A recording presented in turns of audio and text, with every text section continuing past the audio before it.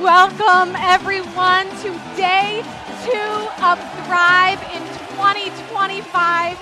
I am Renee Marino, and I get to be your host for these 3 amazing days.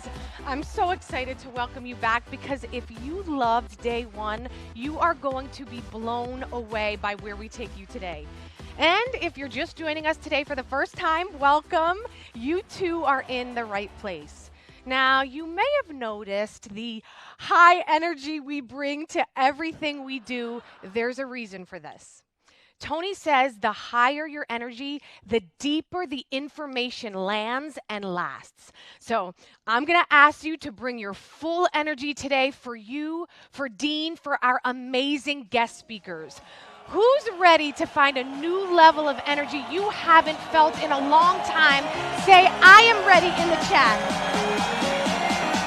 Ready, ready, ready. I am ready. That's the energy that we're talking about. Yes, thank you. These 3 days are all about learning how to build, launch, and scale a business you love that has impact in your world and the world. And there has never been a better time to do exactly that. So if you started the day yesterday wondering, is this possible for me? Chances are you're starting to feel that shift. And I know from the Facebook group, so many of you are already seeing a new vision for thriving in 2025. You're thinking, I can actually see myself doing this, right? Seeing your comments took me back to my day 2. It was 5 years ago, and I had taken so many notes, and I was on fire thinking, I can do this. This is possible for me. I can go from everyone else calling the shots to me being in control of my future, where I work, when I work, and how much money I get to make. Okay, everyone, get ready. I brought this just for you. Here is my actual notebook from 5 years ago. I traveled this just so I could show you. It's proof that the ideas in here and the decisions you make today will determine who you'll be tomorrow. So get your notebooks ready because we're going to bring Dean up here in a moment, and he's going to show us how to make this real for ourselves. And not for nothing, okay? Today you'll also be learning from Jay Shetty and his wife Roddy and Mr. Matthew McConaughey. Oh yeah, you're in for a treat. So let's become distraction-proof. Close out all those other tabs on your computer. Nothing's more important than this very moment. So make a commitment to not miss 1 minute because to miss a little is to miss a lot. This day is going to rock your socks. So let's all take a breath in together right now. And know that any feeling of nervousness is just excitement with a different label, because you are being introduced to new opportunities for your life. Trust you have the right people to guide you on your path, and they are right here today. So let's bring that high magnetic energy and help me welcome back to the stage, Dean Graziosi.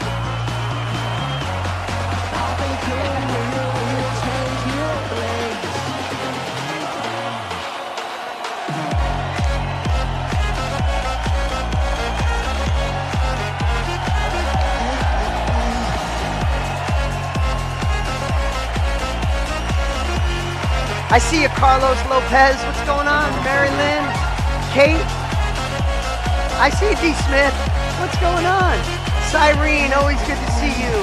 What's going on? You guys ready for day 2? I see you, Jay McLaughlin, Maddie, Austin. You played full out yesterday, brother. Good to have you back, man. Sandra, Catherine, Jeannie's ready to party today. I see it. I see it. Kent's got a little head nod going on. He's about ready to get into it. Matthew Jones, what's going on? I see it, Teresa. Harita, I hope I said that right. What's going on? Hey, everybody. Well, welcome to day 2. I got to say, yesterday may have been the most fun I've ever had in our events I'm not kidding you. It was day one. The energy was amazing. You guys lit up the screen. You did the work. I just want to say thank you for giving it back. Such an awesome day for me. And I stayed up way too late. I don't know if anybody else did, reading all the posts and watching the videos in the Facebook group. It was incredible. And I really want to take a moment and acknowledge you. I saw some of you took uncomfortable action for the first time. You wrote something in any other world you might be embarrassed to write. You did it. And besides that, the amazing future products that I saw, there's about 50 of them I saw last night that I'll buy as soon as you're ready. Because once you understand the fastest way to get from where you are to where you want to be is to find somebody who's already done it, then you realize, I mean, some of you, this might be new to you, but you'll never be the same when you realize you can buy or share specialized knowledge, right? And remember, today we're going to be rewarding some of you who took that action. So later on, after Matthew McConaughey, an amazing day we have set up for you. We're going to give away VIP tickets to some upcoming Tony and Dean events as our way of saying thank you for taking action. So make sure. Yeah, I see you, Sandra. I know, I see you. We got some fun stuff coming up. Also, just before we get into this amazing day we have planned, we got a lot planned. So just like yesterday, we're going to go fast. But I was thinking last night how truly blessed I am that I found this industry. This is what I do for a living. To be here with you all, and you all have the opportunity for this. Most all of you said yesterday you would choose impact over income, but the truth is we can have the opportunity to do both. And we can all have the opportunity to do both. We can have purpose and passion, impact and income. I'm not saying some magical money machine, but a real opportunity to create a life that you desire in an industry that truly fulfills your soul. And I don't think there's any better example. Tony was sharing yesterday about how his dad, right, when they didn't have Thanksgiving and there was no food, right, it triggered his dad to go one direction. It triggered him to go in another, meaning people are good and we could give back. And I know I shared this last night, but we passed 1 million meals that we're going to be donating in your name for those of you who chose the VIP upgrade. We're taking your dollar. Yeah, give it up for that. We're taking your dollar, we're matching the dollar, and it'll be over 1 million meals. And it just proves that we can do both. We can do well for ourselves while we do good for others. Who's ready to do well for ourselves so we can do good for others, right? Put our oxygen mask on so we can take care of the people we love. And as Renee said, I hope you're starting to see how this all can fit into your life. You may have showed up yesterday going, I'm not sure. Maybe that investigator kind of just checking it out, but you're back. And I want you to remember 3 quick things I shared yesterday. 1, if you're in the right industry that's growing, combined with modeling proven practices. Who's already done what you want to do? That's why you're here. Tony and I have done this in such a huge scale for so many years. But the last one is the most important. Because if you're in the right industry, if you have the right plan, guidance, and tools to get there, then the last thing is you have to persist until you succeed. You have to make sure nothing can stop you. Who's ready? Put it in the chat or raise your hand. Who's ready to persist until they succeed, to live into who you're meant to be, not settling to be? No more regrets. Don't get to the end of your life thinking I missed it. This is our time to go in, right? I see you, Nikki. I see you, Kathleen. I see you, Christine, Mel, Jeannie. I see you, Debbie. I see you, Nikki Lowe. What's going on? I see you. Remember this, too. Each day builds upon the prior day. I know Renee said it, but I'm going to remind you to choose commitment over convenience. Don't miss a moment. The other thing to remember is perspective is power. As you're going through this, if that old perspective, that old story starts to come into your head, go, no, you didn't serve me. You had me miss opportunities in the past. I have a new perspective. I'm getting a new prescription where I see my future clearly. And when you feel that, hold on to that. Because the biggest thing that could derail you is that old story saying we've tried things before, they didn't pass. The heck with that. That was yesterday, this is today. Because the cost of inaction is too big in this fast-moving world, right? So maybe today, instead of seeing obstacles, we can see opportunity. Who's ready to see opportunity over obstacles today? Yeah, me too. Let's have a fun day. You know, yesterday we talked through, I got to remind you how far we've come together. Yesterday we talked through what you would share, whether it was at a career or a business skill, maybe a personal experience, a mess that becomes a message, a passion. Then we talked about and dialed it down who you would share it with. Remember, the smaller, the better. You dial it down, still a big pool, but they're ideal. And then we talked about how would you share it. Some of you picked a course, some coaching, some mastermind, some a group. Some of you wanted to do in-person retreats. We worked on a solution statement. I help with, right? Then some of you did your teaching points. You played with Gigi. I mean, all of that was yesterday.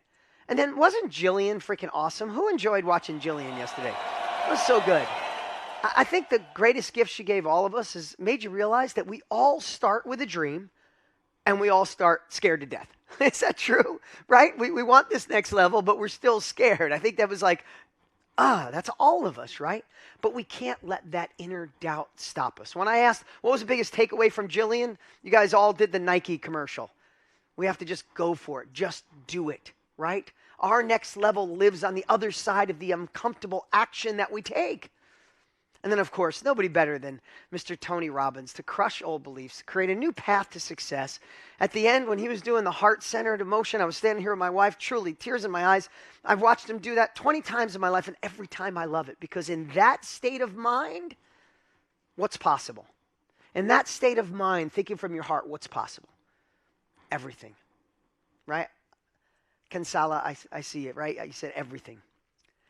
And now today is my favorite. It's the next most important piece of the puzzle.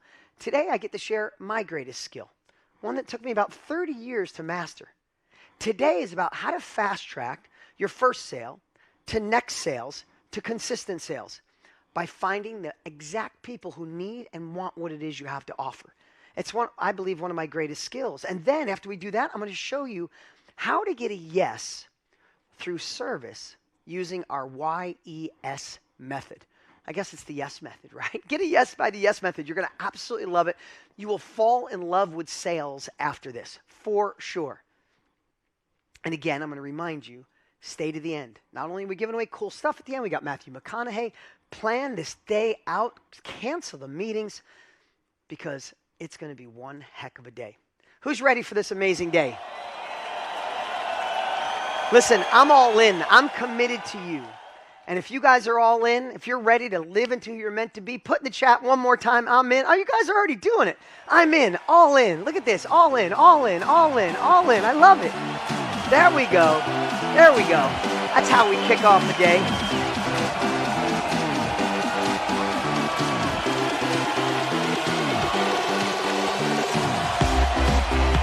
All right, all right. Okay. So before we get into me sharing what I absolutely love to share, to demystify sales, and show you how to make it real, before we make it real, and before we, I don't know where that laugh come from, that was pretty cool. But before we get started, I'm so excited for our first two guests. I have the pleasure of getting to know these two incredible humans, and I can't wait for you to spend some time with them today. First off, Jay is an award-winning podcaster, and he's received over, you ready for this? 4 billion views of his podcast. He's a global New York Times bestseller. He's a purpose-driven entrepreneur. And before all of that, he spent 3 years living as a monk in India. He decided, right, we talk about taking our personal experiences. He decided to leave that and then come apply his concepts he mastered as a monk into the real world. Jay's become a real friend, and he told me it was his vision to make purpose and ancient wisdom not only relatable, but also practical, right? Life experience, share it with others, turn it into a business. But when he returned, his sister introduced him to Roddy Devlukia, who's now his amazing wife. Through her own passion of encouraging people to better understand themselves, their environment, and what they put on their body, what they put in their body, combined with her background as a nutritionist, she did the same thing. She took her life experience and she shares everything she knows on how to live a conscious life. They both have shared a mission to spread love, purpose, and positive transformation globally. So can we please give it up for Jay Shetty and Roddy Devlukia Shetty.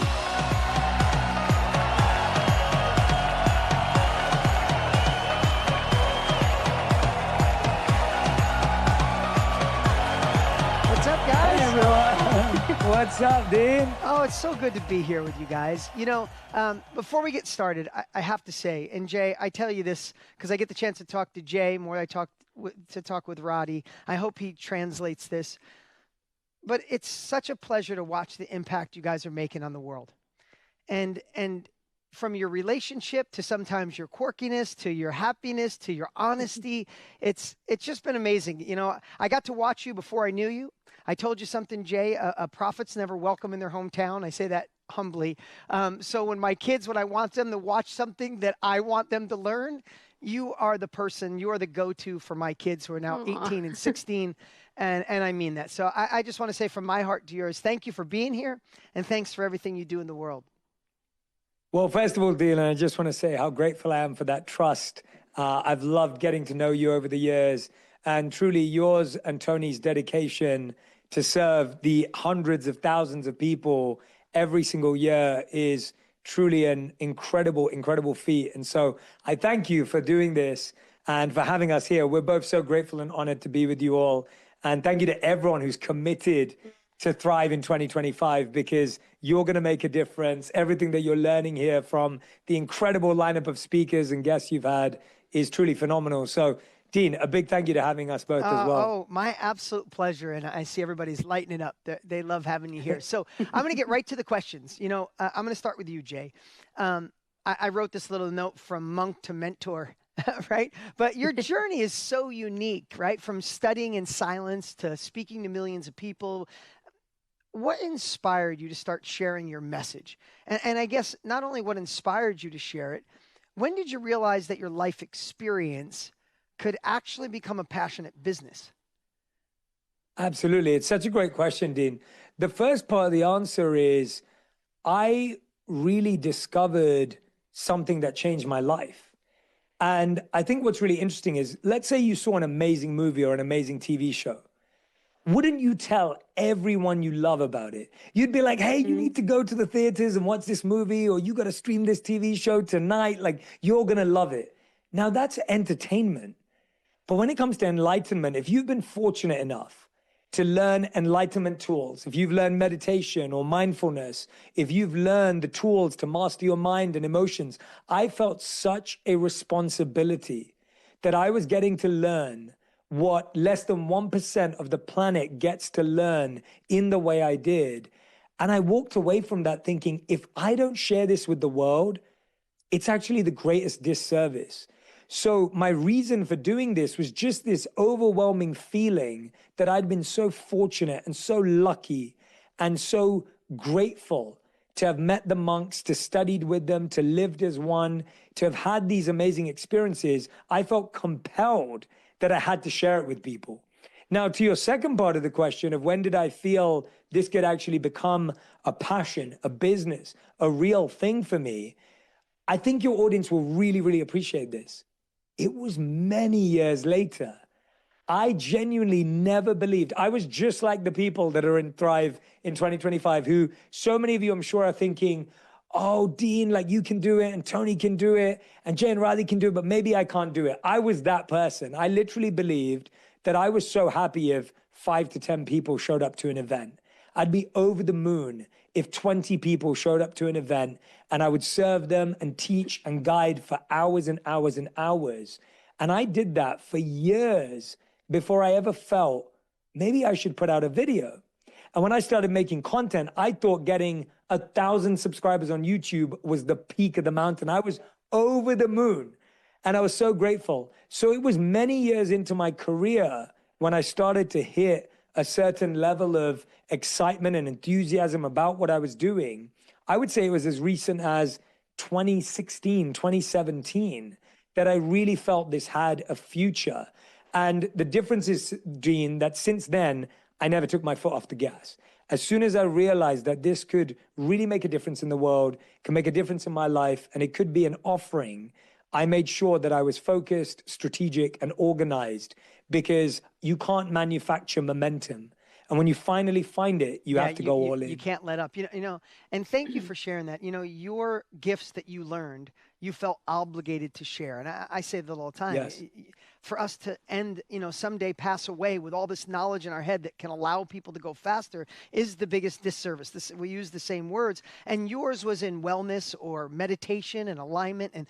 But somebody might just be a chapter ahead in a marriage, or chapter ahead in their marketing department, or a chapter ahead, right? They learn something. Somebody's starting on day one. And you have all this experience. You already took a bunch of wrong turns. You took some right turns. You know, some of the knowledge turned into intuition and wisdom.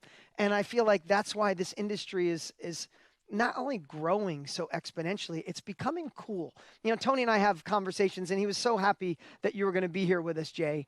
I'm so glad that you two connected, had some amazing interviews together. And we were talking about it just the other day and talking about when we first started. He started 46 years ago. I started 29 years ago. It wasn't cool. Like, you wouldn't walk around and say, hey, I have a coach. They'd be like, are you on a soccer team? Like, why do you have a coach, right? Now, if you go to dinner with 5 people, someone says, I have a life coach. I have a health coach. I'm becoming coach certified. I have a coach helping us with our marriage. I have someone help me with my macros. So now what's so cool is it's become cool, and you get to, I mean, you transform lives for a living, and each of us have something that could help someone else. And Roddy, I want to say, watching you and on your journey has been so much fun. Your passion for wellness, conscious cooking, intentional living, it's not only resonated with so many people, it truly resonates with my wife. Like, she absolutely loves following your stuff and your cookbooks and all the great things. We've been building a new house for the last couple of years, and we built this kitchen just for her to do her magic. And I'm so excited for her. But I want to ask you, was it Jay? Was it something you thought about before? What made you decide to turn this into something bigger, like your cookbook and your content? And maybe more importantly, what was that first step in that direction? Yeah, thank you so much for your sweet words. That's so kind of you. And honestly, from the day that I met you, you always had the best energy, I just have to say. And you were always so encouraging and so kind. Even when I remember, I think I met you when I was studying back in the day. And so I really appreciate all your encouragement over the years. How did I decide to turn what I was doing into this? Honestly, I remember being the person, and I was studying, as I mentioned, when I met you, who just wanted to consistently be a student. I never felt like I knew enough. I was like, okay, but I have to do another course, and then I have to like learn this, and wait, no, I can't become an Ayurvedic something because I still need to do another 3 courses before I feel qualified. And I think I really struggled throughout my life with feeling qualified to become something, or to share as something, or to even say I'm a nutritionist when I'd done 2 degrees. Like, I always felt underqualified.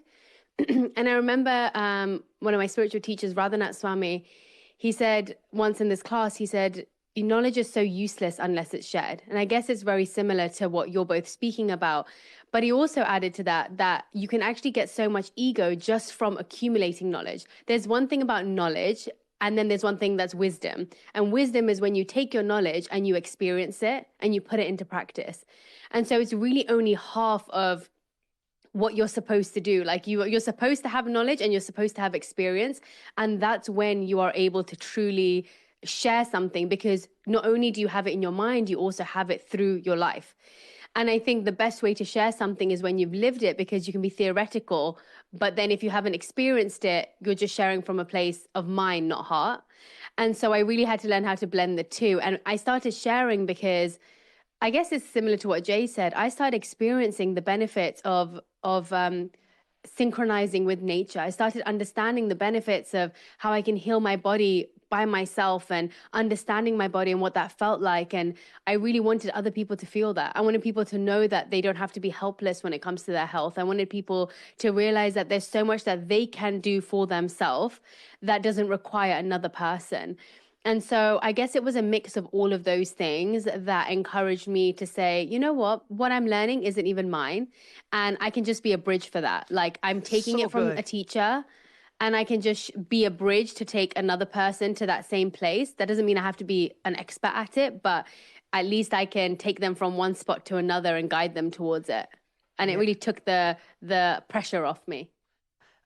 Tony's always said this, and I watched it firsthand being in this industry for so long, that when the outside world feels a little heavy, the insecurities on the inside compound. It feels like you put a magnifying glass on it. And I would bet to say, especially someone saying, I want to do my own thing. I would love to impact people for a living. This is a group of people that want purpose and passion in their life, and they still want to create a business at the same time. But there's definitely no denying it that right now the world feels chaotic. It feels uncertain. It feels overwhelming for so many people. You guys have both built lives rooted in presence, clarity, and purpose. what could help somebody stay centered when the world feels out of control? That's a good question. What can help someone feel centered in a world that feels so chaotic? I always used to hear that whenever I used to create discipline in my life, I always used to hear people around me say, "Oh my gosh, that sounds so restrictive. Like, don't you just want to let loose and have fun and stay up late and eat this and do that?" And the more I became disciplined, the more freedom I felt. And so, the more at ease I felt. And I think sometimes when things feel chaotic on the outside, creating regulation in your life can help so much. So for me, true. I mean, and I can speak from experience, like if I don't have my wake up time at the same time, my meditation in the morning, my workouts at the same time, knowing what I'm eating and when I'm eating it. It can be as simple as like having the same meal times every single day. Well, because you're Not everything has to controlling be the control. You're controlling the things that you can control. There are some things out of your Yes. control, right? And trying to Yes, control something you're exactly. not in charge of, that might be the craziest thing ever, right? I love that. Yes, and so like either having a calendar where you can see you're sticking to those times, or having a checklist that you're going through of the things you want to complete in a day, it allows you to feel so at ease. Your nervous system doesn't want to not know what's happening. And so in a time where you feel fearful about other things that are unsure, create some sort of certainty, which can be in your discipline and your regulation. I love that. I love that. Yeah. Go ahead, Dean, Jay. did you want me to dive in on that, I or would do you love want that. to I'd love your switch gears? perspective too. No, I was going to repeat what you both said, like definitely double down on that. And the only thing I'd add is learn how to find your news, but don't just let your news find you. And what I mean by that is today, most of us, news finds us. We're just scrolling and you see something and now you're sucked in. You've got the news channel on in the background while you're cooking, while the kids are getting ready for school, whatever it is. Your news is finding you. You don't find it yourself.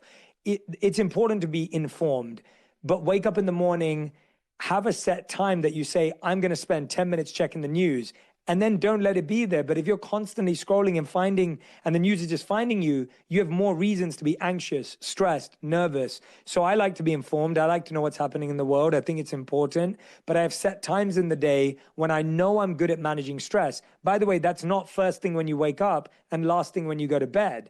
It's finding a time in between when you've had a moment to regulate to say, yeah, I'm going to check my news at 9 a.m. Yeah, I'm going to check the news at 6 p.m., but I'm not going to check it just when I wake up and just before I go to bed. So good. So good.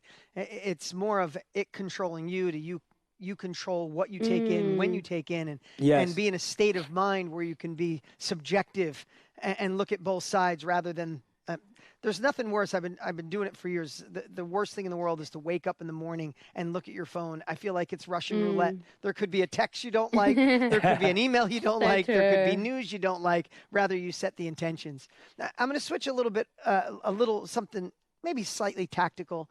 But when it comes to social media trends, you watch so many things change and shift, but I really like when I watch somebody like you two that stay grounded and true to your passions and still growing and still following new people following you. And of course you have momentum. It all starts at zero. I get that.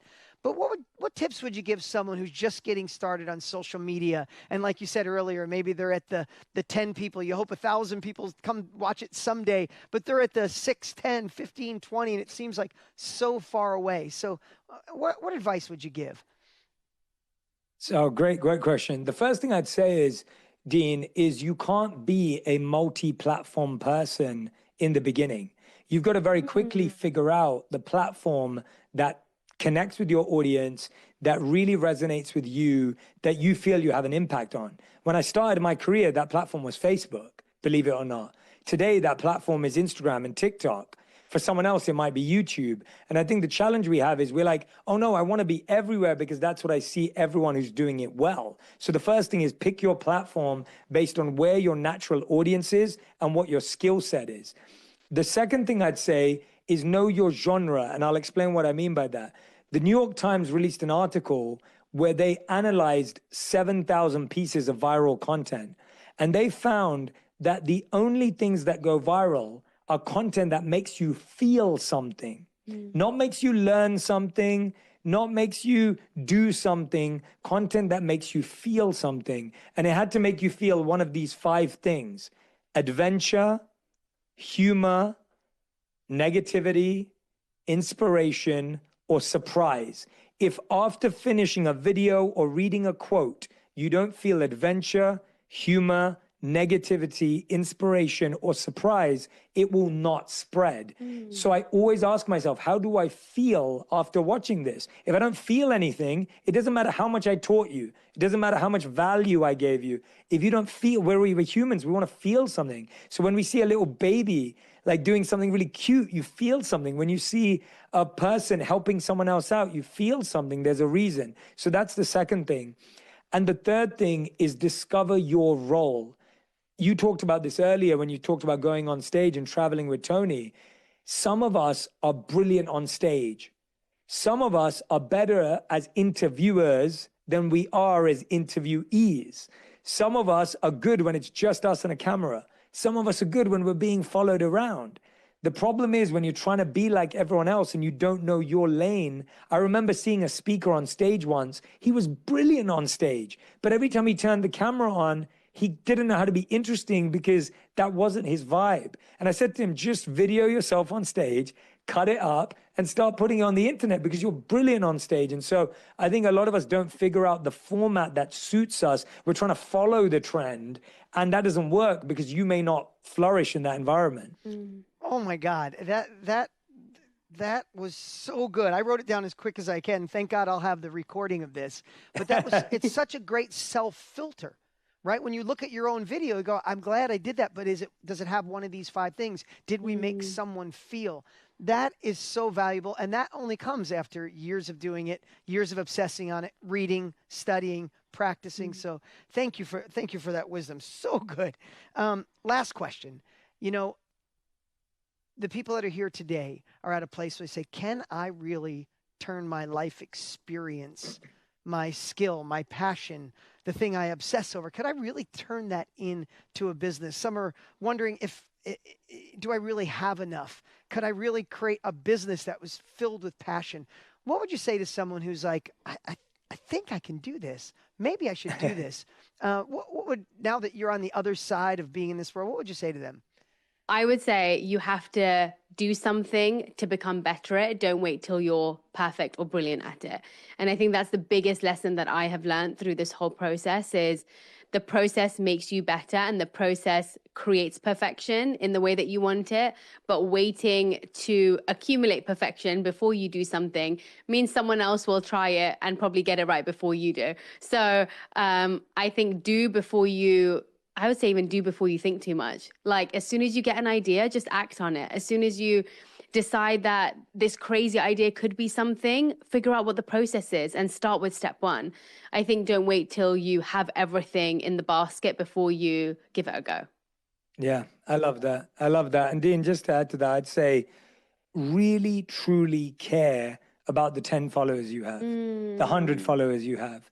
Like ask them questions, understand their needs, get to know them. You can only build something that helps people if it helps one person, right? There's a reason why companies that are serving millions of people across the world can do that is because they figured out what people needed, when they needed it, how they wanted it. And so the more we start to learn through our community, even if it's 10 people, you could have a really successful business serving 10 people properly. Right? I think we often feel like building something means I've got to have millions of followers. I've got to have millions of views. And it's like, that's great if it comes. But you can have an amazing business serving 10, 20, 30 customers, maybe serving 50 customers. And so I think you can actually have a successful business starting much smaller than you believe. And your passion truly can be a business if you're willing to get to know people, if you're willing to care, if you're willing to research and sit with them and understand their challenges, their stresses, and their pains. All I can say is thank you. I hope all of you at home have been taking notes like crazy. Jay, Roddy, thank you for coming by. Thank you for coming by and inspiring and sharing. It's been incredible what you guys have done. I'm so glad you shared your life experiences, your passions, and so glad you turned it into a business. Everybody, could we please give a huge thank you and light up the chat for Jay and Roddy. Thank you so much, Dean. Yeah, Dean, thanks for having us. Thank you so much.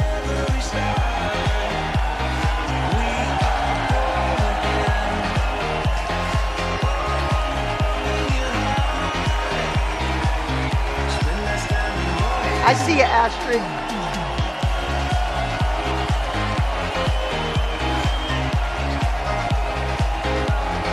So good. Hey, Dan, rocking it out again today. I see you, Linda, Debbie, Steve, what's going on? Jenny's rocking it out. I see you, Joy. What's happening? I love those two. Light up the chat so they know. How cool, couple, things that really stand out. What if they never shared their gifts, right? Think about it. A monk and somebody who's a nutritionist, that's not the path that they thought. They just found something that called to them. Like, I don't think anybody starts and says, someday I'm going to be in this business. I think you're called. You're pulled to this industry. Who's feeling a calling or a pull to this industry when you watch what's possible, right? And I was thinking about it. What if they never shared those gifts? But then I was thinking, what if you never share yours? There's people waiting right now for you to share your experience. And maybe they can't hear it from anybody but you.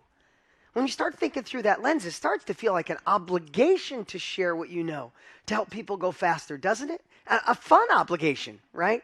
A couple of things. I love what Roddy said. Just do it. Don't wait for perfection, because the perfection comes when you're already in. She said, almost do and act before you think. Isn't that really similar to what Jillian said yesterday? Just do, move. Like, I think we're all waiting for the epiphany. Like, oh, it's perfect now. I see a Gio with your little daughter there. You might be thinking, oh, when the kids are a perfect age and the time is a perfect right and the sun's setting perfectly, right? That's like having kids. If you waited till everything was perfect to have kids, none of us would have them, right? And when you realize once you have them, the time you did was perfect. I love that saying, and it's worn out, but I say it all the time. When's the best time to plant a tree? Probably like 5 years ago. When's the second best time to plant a tree? Today. So maybe it was better. Maybe you should have started your own thing 5 years ago. Can't go back, so who cares? Maybe there was lessons in there that the universe needed you to learn. So why not now? So good. Everybody having a good morning? All right, you ready for some lesson? I'm going to get into my first lesson of the day. But I have a question for you. And this usually gets some mixed answers. But I love to ask this. I've been asking it for decades now. But does money solve problems? Put in the chat. Does money solve problems? Yeah, it's usually about 50-50. Yes and no. Yes, no, no, no. Yes, yes. Sometimes. So this is the way I like to think of it. Could making more money maybe retire your parents? Or end an unfulfilling or a horrible job that your spouse or someone you love has, or you have?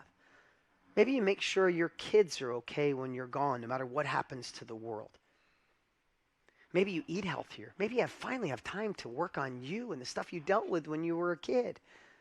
You see, I think sometimes we think money is evil. Money's not evil unless it's earned unethically and then spent in a bad way. But when you earn money ethically and you share it in a great way, it's what makes this world rise. I heard somebody say once, if you don't think money creates happiness, then you haven't given enough away. Isn't that a cool, yeah, I see a Joy. You're like, ooh, right? Isn't that a good one? If you don't think it creates happiness, then you haven't given enough away. So I have shifted my thoughts. I love being partners with Tony. I mean, if you knew what this guy does behind the scenes, when the fires happened in California here in the States, if you're not in the States, we had horrible fires. Tony calls me out of the blue and says, hey, there's a lot of wealthy people that can afford to go some places. A lot of houses were lost. They don't even have money for Airbnb. Hey, could we, why don't we send $1 million over to Airbnb and give credits to people who can't afford it? I'm like, let's do it. Like, I'm not saying that he did most of it. I did a big portion of it. He did even more on top of that. When you realize that if you have the opportunity to grow and impact, we could talk about what we did earlier. You could do both. You could create income, have a better life for yourself while simultaneously doing well for others. And I know that's the kind of group I have here, right? Who'd like to do well so you could do good for others is also, right? So when we talk about money, I like to get it out of the way, because if money does solve problems and sales creates money, that means that selling solves problems. And I like to think through that lens as we start today, because I think I can make you fall in love with selling in the next 20 minutes. Who would like to fall in love with selling in the next 20 minutes? Right?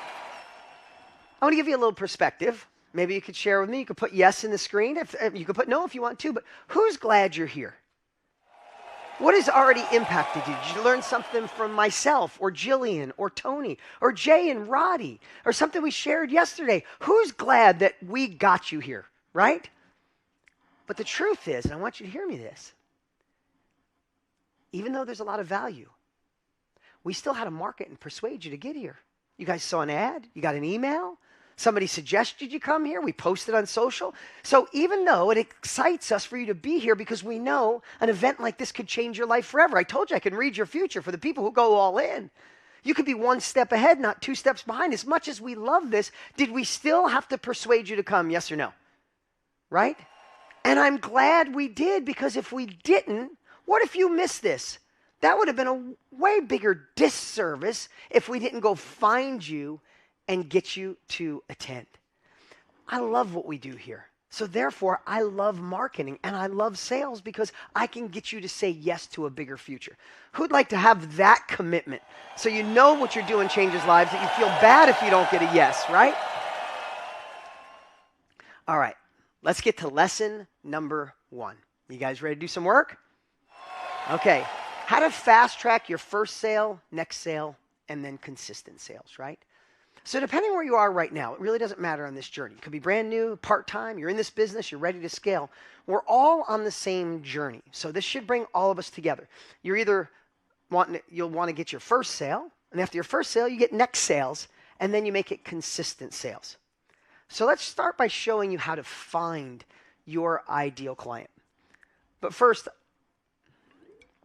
I got to share a little story from my childhood. I grew up in this little town in upstate New York. It was a farm town. Most people don't think of New York, if you're not from upstate New York, you think of New York as just the city, but it's a huge farm state once you get out of the city.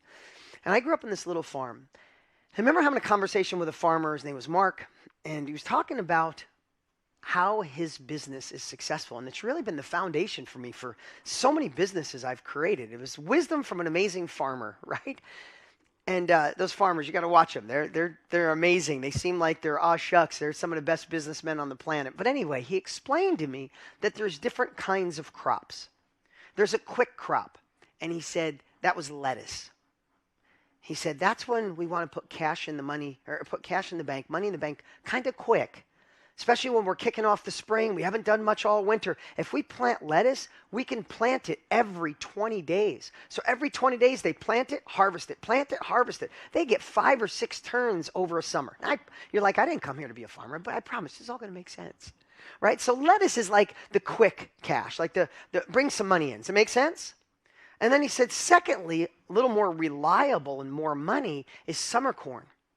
Summer corn's really reliable, and we can get 2 turns, meaning they can plant it in the spring, harvest it in the middle of summer, plant again, and harvest in the fall, right? But then the long-term success was apple trees. Because an apple tree, you plant an apple tree, it looks like this pen, it looks like a stick. A year and a half later, there's no tree, there's no apples.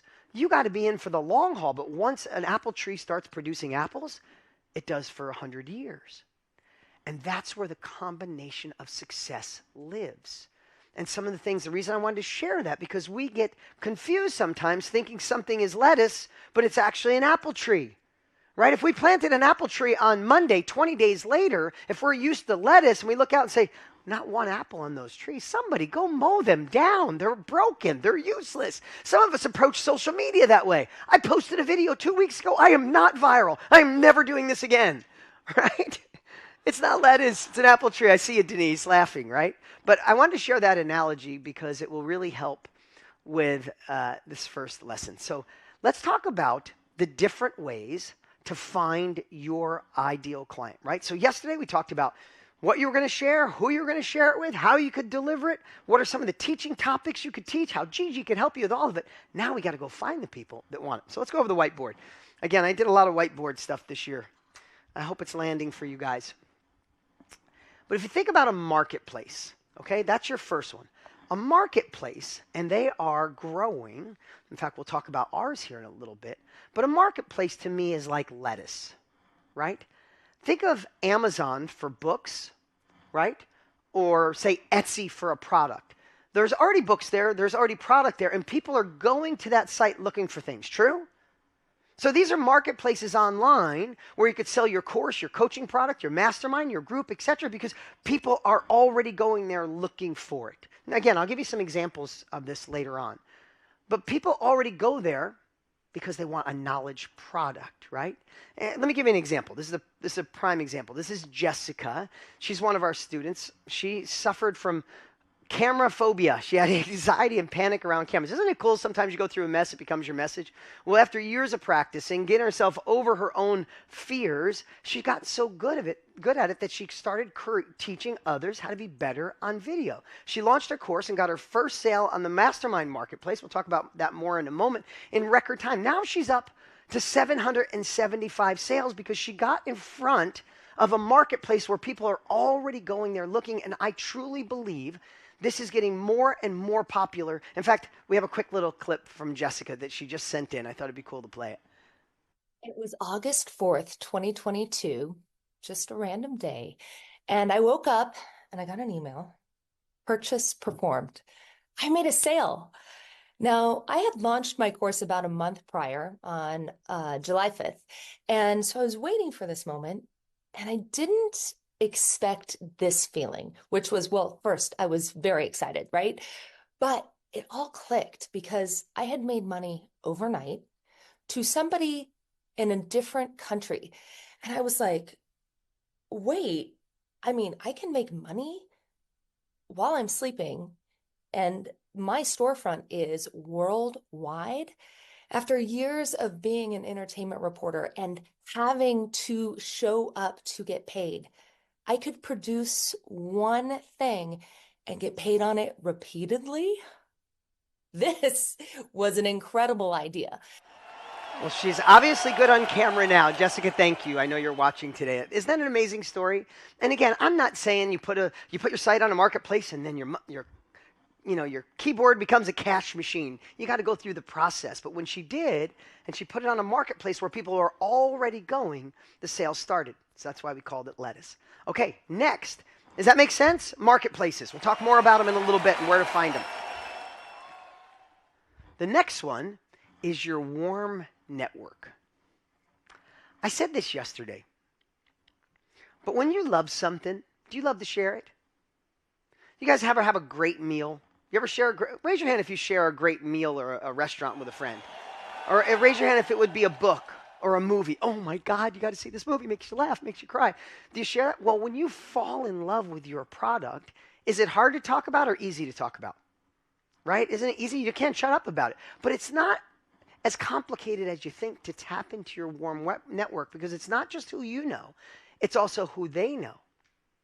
See, now that you have your solution statement, it's easier than you could ever imagine to utilize your warm network and their friends. It's incredibly simple.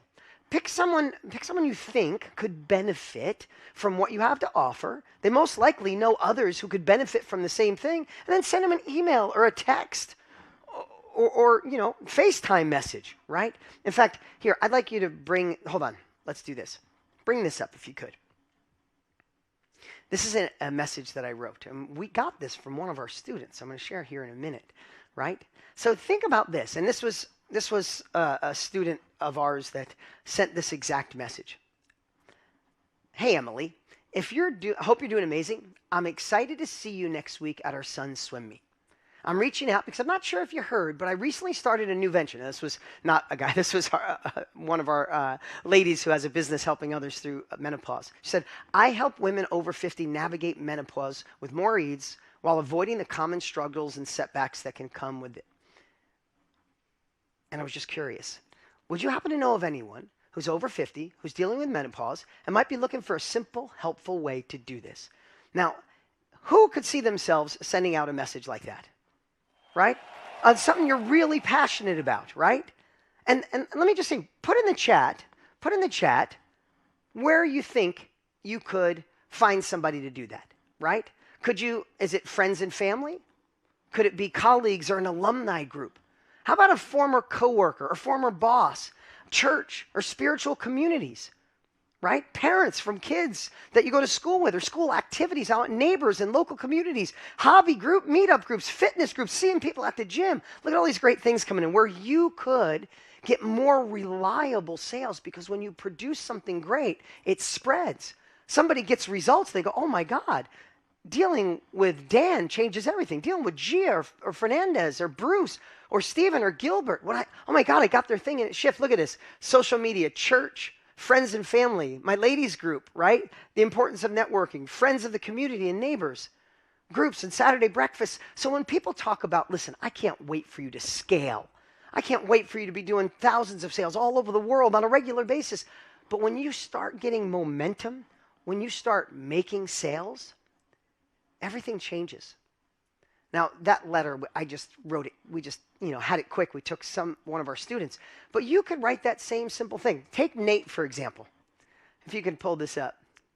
Nate got laid off during COVID. He was in sales. He said, what am I going to do? I'm home. He decided to create a coaching program to help other sales managers. Didn't know where to start because he wasn't an influencer. He said no one knew his name. So he reached out to a business owner. Well, he reached out to a lot of them. And finally got one person to give him a recommendation. In fact, he sent us a quick video as well. I think this is great. You're going to love this. Watch Nate. So back in March of 2020, it was actually on my birthday, March 26th, I got laid off from my job. And we had just found out a couple days before that my wife was pregnant for the first time since we had gone through a really tough miscarriage a few years before. And I didn't want to add any additional stress. I didn't want to add any additional pressure. So I did the only thing I knew how to do. I reached out to my warm network. And so here's the cool thing. You may be thinking that in order to thrive, you have to have everything. You have to have the camera, you have to have the mic, you have to have the studio, all the great stuff, all the great ideas. But we started literally with a craft piece of paper. And this piece of paper right here, I actually keep in my gym as a reminder that you can start small, that you can start simple, that it doesn't need to be complex. Because this craft piece of paper here is literally a list of actions that I was going to do every single day based off of what I was learning from Dean and Tony. And that warm network I mentioned is right here. I had a bigger list, but these were the top 10, the top 5, 6, 7, however many it is there, that I was going to reach out to. And you can see this second one on the list actually has an X on it because that was the person who said yes. That was that first person that when I reached out and I said, this is the type of person I'm looking to help. This is the type of outcome I'm looking to get them. Do you know anybody that would be interested? He said yes. And he connected me with his VP, and that person put me in front of their sales team, and I trained the very first team that I trained on my own. Now that team introduced me to more people, and those people introduced me to more people, and that one warm network that I started with turned into a 6-figure business. Is that amazing or what? I watch that. It makes the hair stand up on my arms. And sometimes you have to have your back against the wall to do it. But what I'd say is I'd like to shake you and go, you don't have to have your back against the wall to live into who you're meant to be, right? I've had the chance to get to know Nate, and he's just such an awesome human. I love his little daughter. His wife is amazing. It's incredible that these are strangers that were on a screen just like this, and someday they end up either at the office or you see them at an event. So do you see how between having a marketplace, especially a good marketplace where people are already going, and then tapping into the warm network? Raise your hand if tapping into your warm network isn't scary at all anymore, right? You listed all the places. So what I'd say is before we go on to this third one, I would write down the first place that you are going to, or the first person or the first place you're going to reach out to once your product is ready. Okay? You should write that down. Now the third one, right? We talked about consistent sales, right? If we go from kind of lettuce and summer corn I like to think of this as apple trees. Even though it can happen quick, it builds year after year. You might get a couple apples right away, but an apple tree grows and gets bigger. Believe me, I like talking about apple trees because they were everywhere where I grew up, right? As a kid, I used to just sit in apple trees and eat them so much until my stomach hurt, right? But what's good about social media is that you got 1 million eyeballs and people are already going there. What's bad about it is most people don't know how to attract the person that could learn from you. That's just the only problem. The eyeballs are there. The connections are there. Billions of people around the world, they're there. So I want to give you a little training here. Let's do a little work. It's called 3 Eyes. 3 Eyes. You ready? First, once you know your solution statement, once you narrow down your dot, we call it your niche, right? The person that lives in that dot from yesterday, when we narrow it down, that's what we call your ideal client. That's the person most likely to go, heck, I need this, right? We talk about menopause before. It's not just women. It's not just women going through menopause. It's women going through menopause that want to heal it naturally and want to work on things naturally, right? We talk about all the different ways, right? Nate, he wasn't just looking for salespeople. He was looking for sales managers who wanted him to come in and coach their team, right? So we narrow it down. But then what happens sometimes when we go on social media, we have too many messages. The first I is intrigue them. Intrigue. If we want to attract people that could eventually want our product, then we have to intrigue them in that area. Sometimes people go on social and one day it's a picture of food, one day a picture of a family, one day a picture of your kids, one day it's date night, one day it's travel, it's this. It's so spread out that it's not specific enough.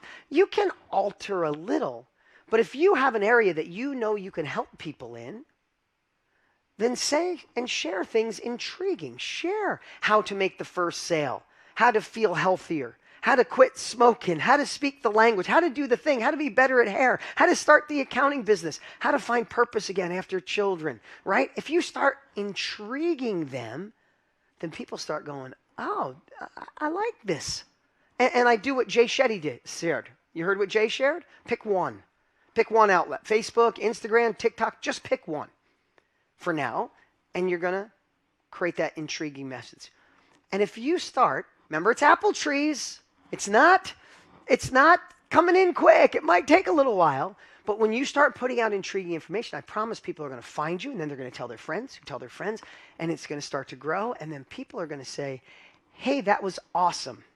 So the next I, once they say that was awesome, the next I is interact with them. It's interact. You intrigued them with something you shared. They said it was cool. Now say, oh, glad you liked it. How come this landed with you? What are you going through? What are your goals? So now you intrigue them, you interact with them. And the third thing is you invite them. Invite them. You invite them to check out your course, to check out your coaching program, to go look at your YouTube channel, your Facebook. If you intrigue, interact, then the third I is to say, come, go, call to action, invite them. Does that make sense? So if you've ever tried on social media and it hasn't worked, I would bet to say you just weren't focused enough, right? You were trying a lot of things and maybe you did a couple. It's like you planted a couple apple trees here and a couple there and they didn't produce fruit, so you just mowed them down, right? Find some consistency. And here's the cool part. The next evolution of consistent sales. See, here's what I love about this. All 3 of these would cost you 0 money to acquire that client. It's before you spend $1 in advertising. That's the strategy. And I know some of you are already in this game. That means you got to polish the diamond here. But this is how you guys can get proof of concept and start having sales coming in without spending $1. But eventually, this social media triple I formula will produce certain videos that get more traction, they get more likes, they get more interaction. True? Anybody have a post, even if you got 10 followers, one that gets more than anything else? Right? Do we all have that? And do we all have social media? Raise your hand if you have social media. I want to see if you're awake today. Is anybody not raising their hand? Right? We all have social media, right? Well, just think about this. As you're posting within your niche, eventually some are going to get more traction. Guess what they become eventually? They become your ads. If you're going to spend money, you spend the money on the ones that get the most traction. Does that make sense?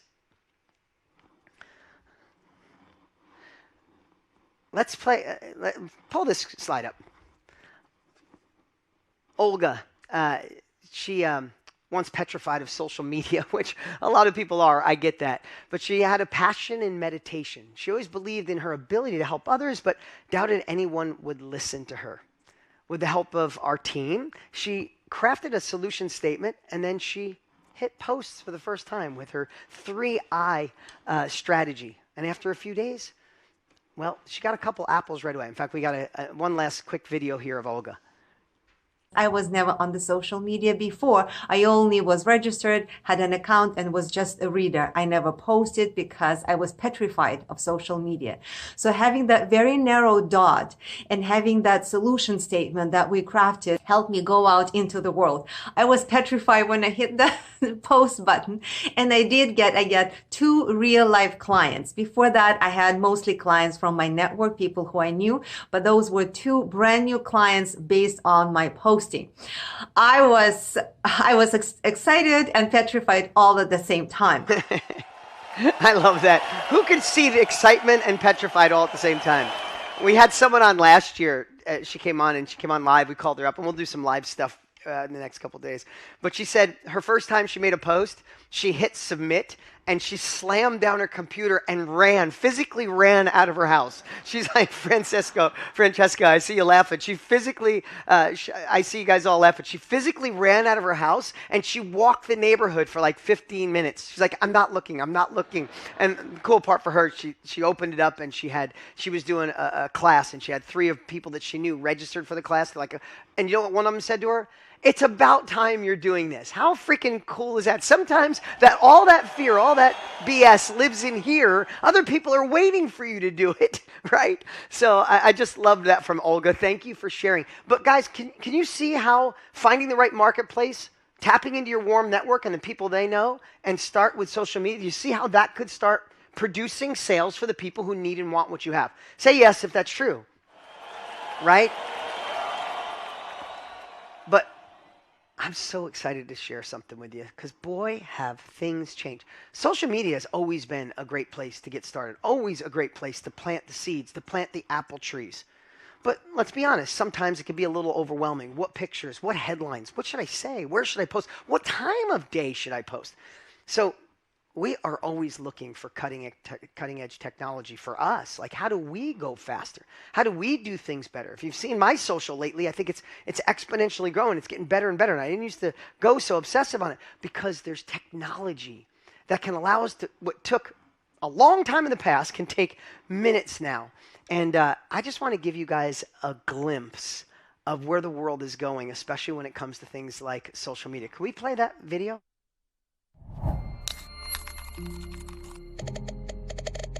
Most people don't fail at social media because they don't have great ideas. They fail because they don't have a plan, a process, or the time to execute it all. They're stuck in the old way. But what if there was a new way? The truth is that visibility, influence, and impact aren't just about posting more. It's about posting the right content in the right way with the right strategy. But what if it was this simple? What if you could just answer a few simple questions about your business and your brand, and AI could build your entire strategy, automatically choosing the best platforms, best posting times, and best content types based on your goals and who will resonate the most?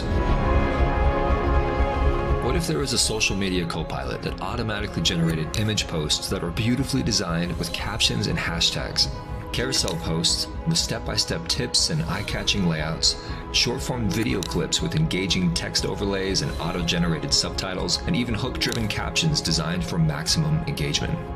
And then all you do is click one you like, hit approve, and then it's sent over to your social media planner for scheduling and automatic posting. And what if, for the first time, content creation could feel effortless? What used to take hours, days, or even weeks is now possible in a fraction of the time, because now you're on the cutting edge with the right tools and the right strategy to make it happen.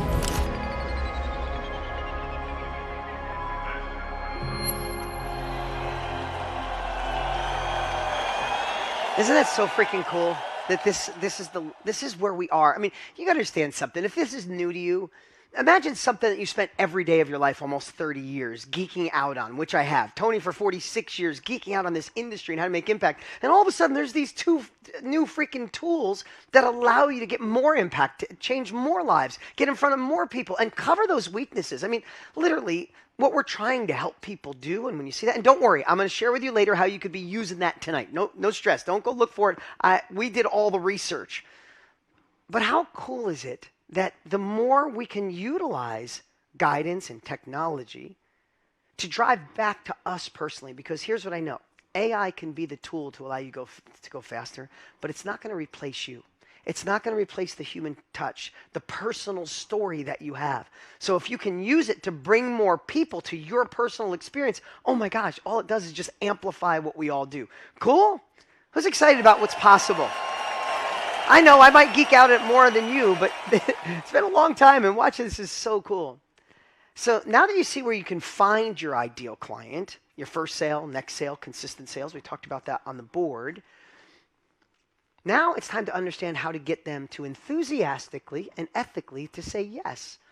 And I broke this down into what I'm calling the YES method. So you guys ready for lesson number 2? Who's ready for lesson number 2? Raise your hand. Come on. I know it's learning. I know it's not as exciting as Tony pulling all the amazing emotions into your heart, but this is the stuff we got to do to actually make the money and make the impact. Okay, lesson number 2. How do you get people to say yes through the yes method? Now, before I get right into it, we talked earlier about how sales can solve problems, right? And then once you understand how to sell through service, you're going to realize anything is possible. But I want to soften it a little by saying a few things. What if Gandhi never sold the world on the concept of nonviolent resistance? What if Oprah never sold people on personal growth or the power of self-belief, right? What if Steve Jobs never sold the future no one could even see when he thought of Apple? I want you to think of selling again, like that favorite book or movie that can change lives, is when you know something changes someone's life, you should have no hesitation. In fact, you should feel bad about not sharing it. When you follow what I'm about to share with you, you'll realize that not selling and not getting a yes is actually the biggest disservice of them all. And why would you hide your impact or your legacy? Right? You were put on this earth for more, right? Because if you don't share, if you don't market, if you don't take the strategies to get a yes, not only will life stay the same, but only 2 things can happen to your future ideal client. You see, if you don't share your message, your story, your skill, then maybe they do nothing and their life remains the same, or worse yet, they buy from someone who doesn't care. These are the things I think about. I know what Tony and I create is the best, so I'm doing you a disservice if I don't get you to this event, a disservice if you don't work with us, because either you do nothing, or maybe you buy somebody down the street and they don't care as much as us. When you realize selling is service, the byproduct will be a business that's impactful, a business that grows, and a business that gives you success. So let's dive into the yes message. So the first why, the yes method, I should say, the first why is your message matters. Number 1, I'll go through these fairly quick, but I want you to, when I laid these out, I want you to think about the difference between science and art. Okay? So follow me back over here. To me, this is the science. This is the delivery systems. This is where you find your ideal people. They're already hanging out here. They want what you have. They're already hanging out here. So that's the science. Does that make sense? Now I want to teach you the art. The art is the messaging. The art is the thing to get people to go, yes, I want to work with you. Karen, I want to work with you, right? So pull this slide up. The first one is enter conversations already in their mind. So what does this mean? Meet people where they are.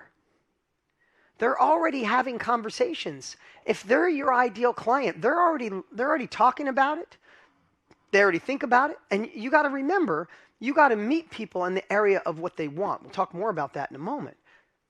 But you got to enter their conversation. Sometimes just have our own conversation. So what I'd say is go hang out where your ideal client is. I bet you there's a Facebook group, there's a community, there's a social media. There's something where your future clients hang out. See what they're saying so you can meet them where they are. Is that clear enough? I'm hoping that was clear enough. Makes sense. Thanks, Tanya. Number 2, this was a big one. This one literally changed my life. This is how you take away feeling like a salesman and feel like someone who can't wait to serve. Because people buy from you when they feel understood, not when they understand you. I want you to hear that.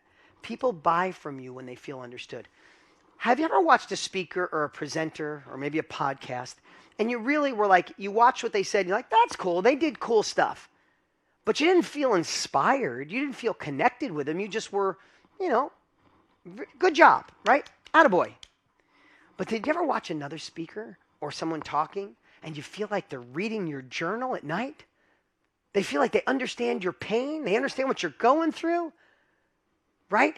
Tony Robbins did that to me 30 years ago. He's watching, like, I know, thank you, you got me. Are you reading my journal at night? Like, is it online? There was no online, but you know what I'm saying. So you really need to let people feel understood.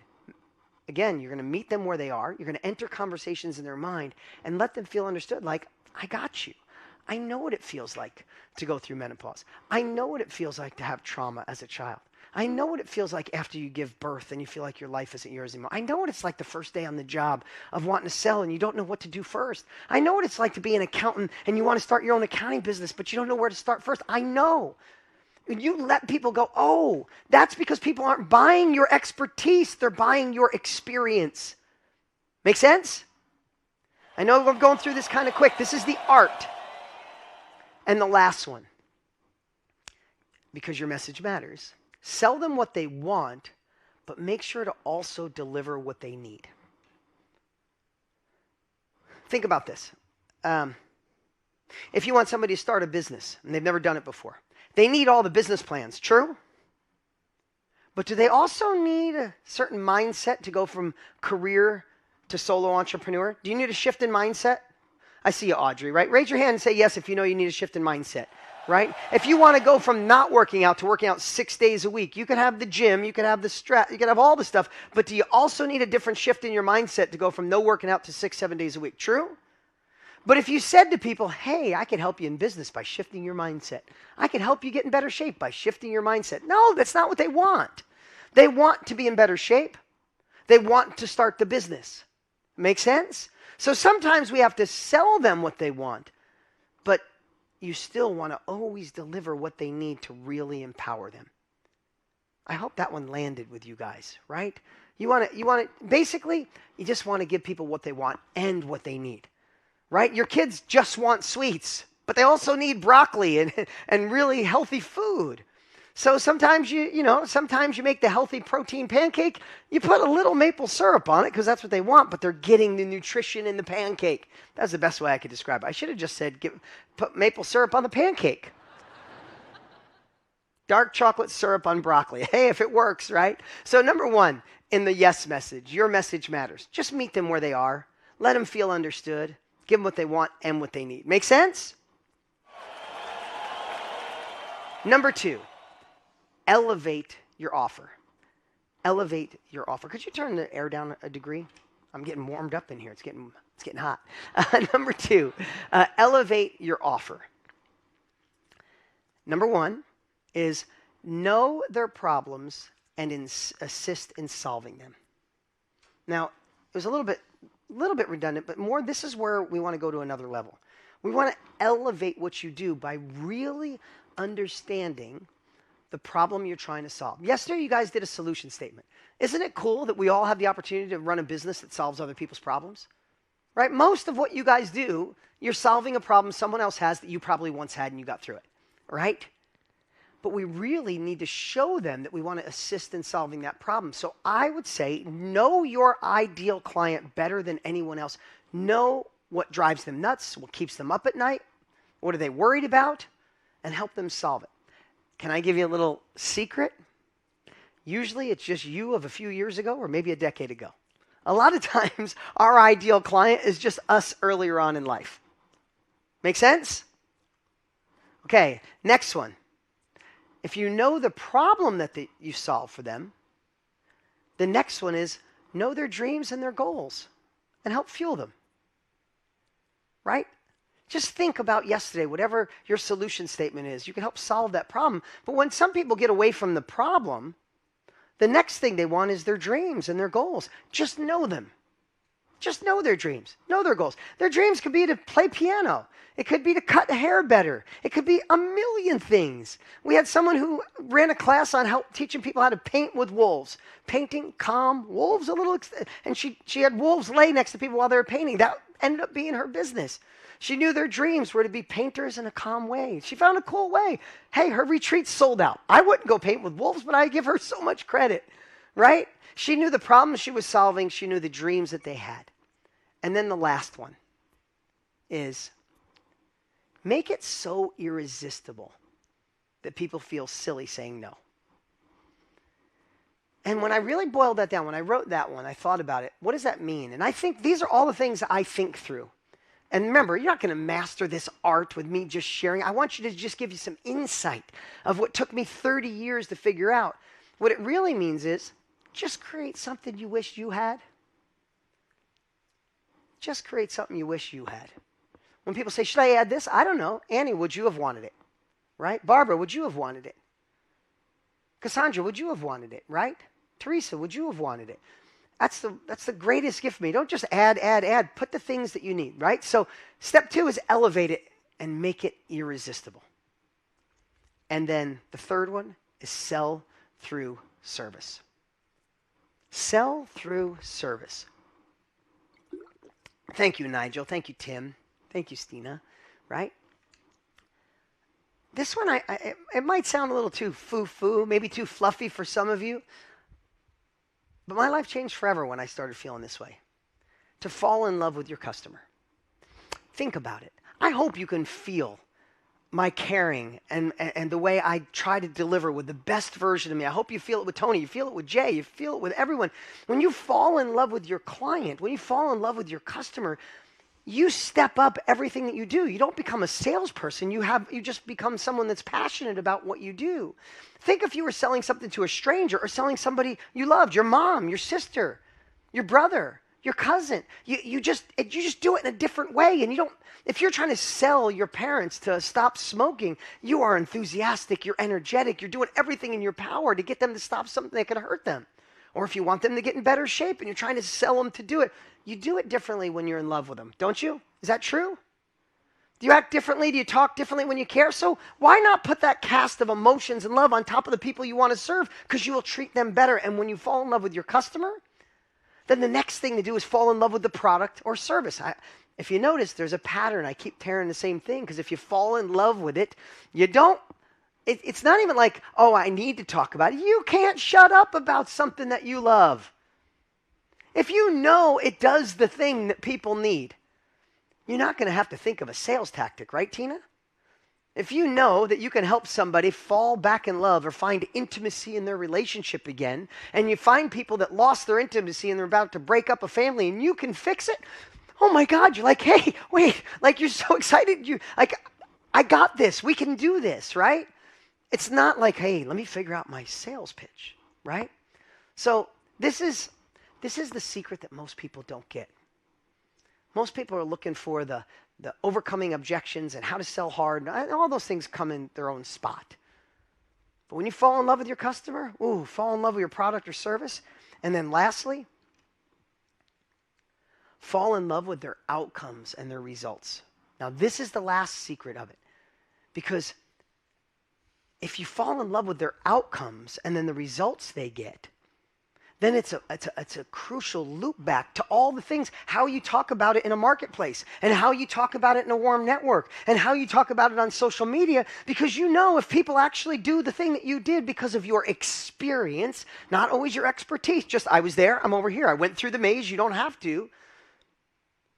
Then when you fall in love with that and you see the results, that's the part I was telling Jillian yesterday, then you actually feel bad not selling them.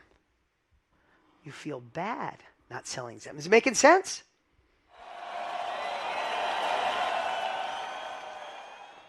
I'm going to give you a real life example of this, one that really hit home. This is a cool story. Bring this up if you could. This is way back when Tony and I first started, probably 5 years ago. I first started in this industry helping people like we're doing here. It's probably 5 years ago. And Jamie Falali, I didn't know her at the time. She created a system on how to heal eczema in 5 steps. I think that's what it was. But one thing to know is I had the opportunity to do a hot seat with Jamie in an event just like this. And who knew the future that I'll tell you here? Again, I love, like I said, I can predict your future if you stay in the game, right? But long story short, I had a call and she's like, but who am I to share this? I'm not a nurse. I'm not a doctor. She's like, I'm not an expert, so-called expert. I'm like, well, tell me your story. But she had an expertise. She had experience because her son suffered from eczema really bad, and the steroids and all the stuff they were giving him, she just couldn't handle it. She wanted to do it naturally, right? And she obsessed on the healing the gut and what to put on the skin and what shampoo and what deodorant and all the stuff that she used.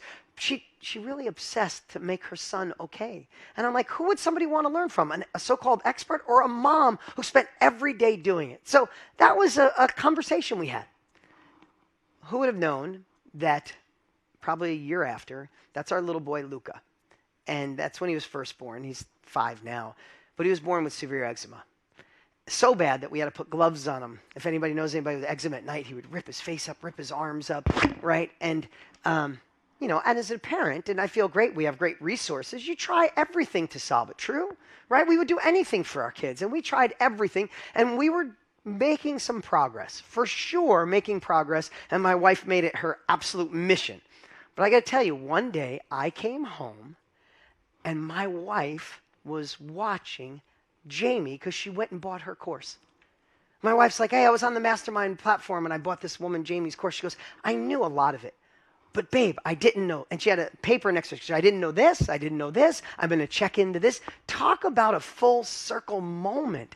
And it makes me think about, what if I didn't get the chance to have a hot seat with Jamie that day? I don't know if she would have done it. And it would have actually been a disservice to my kids, to other kids, because she discovered cool stuff along her mess. She was on her own journey. She had her own mess, and she learned things that allowed my wife to go faster. So when I see this story, I think about, oh my gosh, all of you. I'm watching all these beautiful faces. Each of you have an experience that can allow someone to go faster. Now, my little boy, Luca, now we have I just an excuse to show my family. But that's my little boy, Luca, now. He's 5. And my little girl, Vida. She has eczema too, but not as bad as her brother. That's my whole family. It's just an excuse to show my family that I love so much. But the fact of the matter is, you have something right now that can allow somebody to shortcut their life. And when you love something, don't you want to share it? Don't you want other people to say, heck yes, I'm in? And that's exactly what we get to do. We have the opportunity to do this for a living. So let's reflect a little. Look how far we've come over the last 2 days, and we still got an amazing day. Matthew McConaughey, all kinds of great stuff. But I know I might be going a little fast, but on day 1, you discovered the knowledge you're going to share and who you should share it with, right? You just discovered how you want to deliver it, your teaching topics. Played with Gigi on how to go faster. Again, Jillian made us realize if she could do it, anyone could do it.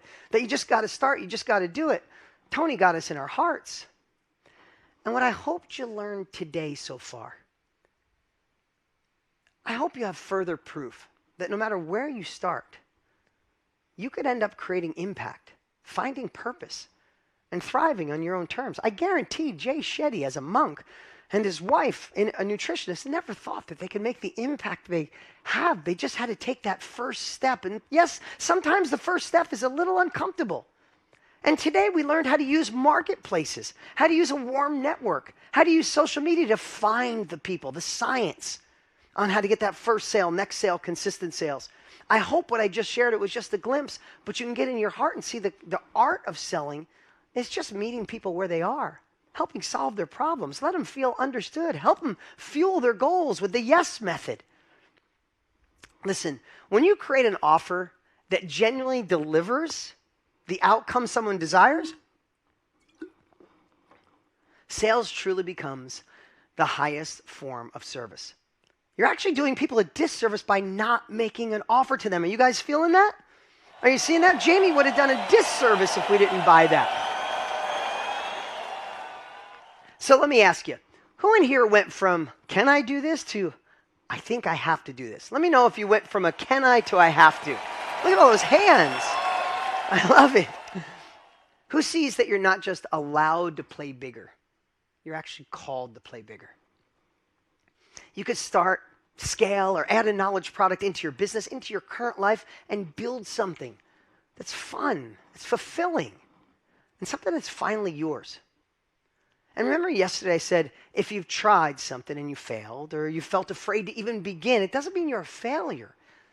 It probably just means that you didn't have the guidance, you didn't have the plan, you didn't have a tool, you were missing the ingredients for success. You didn't get your questions answered, so therefore you didn't move forward.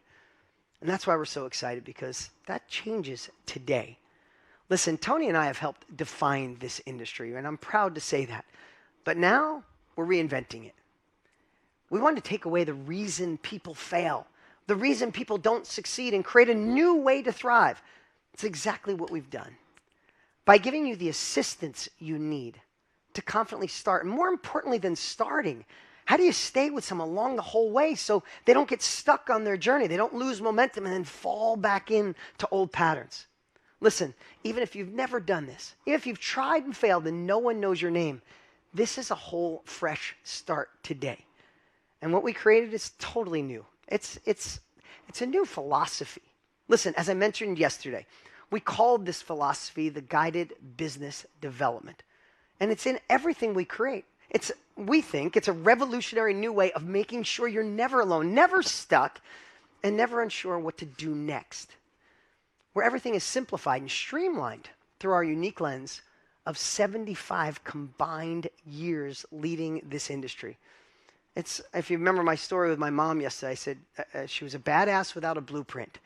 And what we created is something I wished my mom had, the blueprint to unlock your true potential, to not miss this opportunity. Listen, we all know that if we're going to achieve more success, you're going to need help.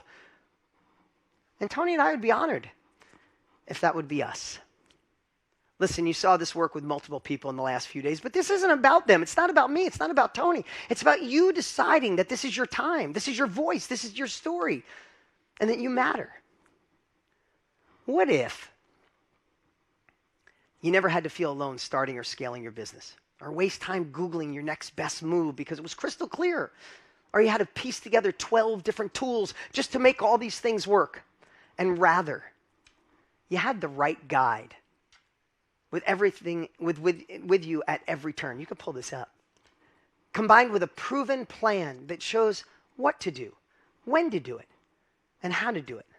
And the cutting edge tools you need all in one place to design, launch, and scale. It's really exciting stuff. Well, that's exactly why I'm so excited today, because that's exactly what we've built for you. It's the all new Mastermind Business System, and it's been completely upgraded, completely optimized with this guided business development philosophy. I'm so excited to share this with you. So let's go through it. Let's go through it one at a time. We start with, what was the first one? You need the right guide. If you're going to go up on a mountain that you've never done, wouldn't you want the Sherpa? You want the guide.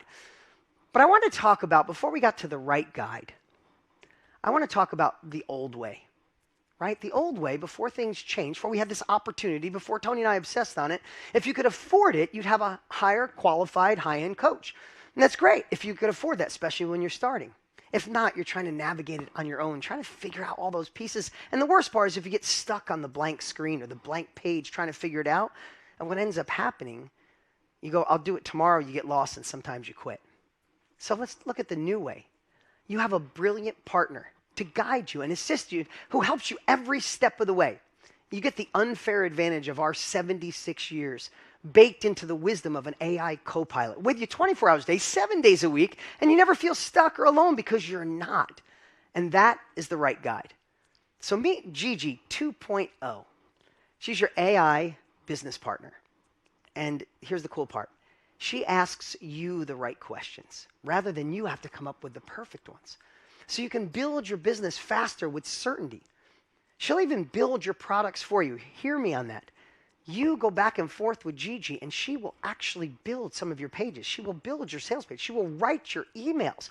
So you don't have to learn some of it, and you don't have to be a tech expert. We wanted to take that barrier out of your way. People said, I get it, but I'm not sure. We programmed Gigi not to only think like us, but to help you achieve it.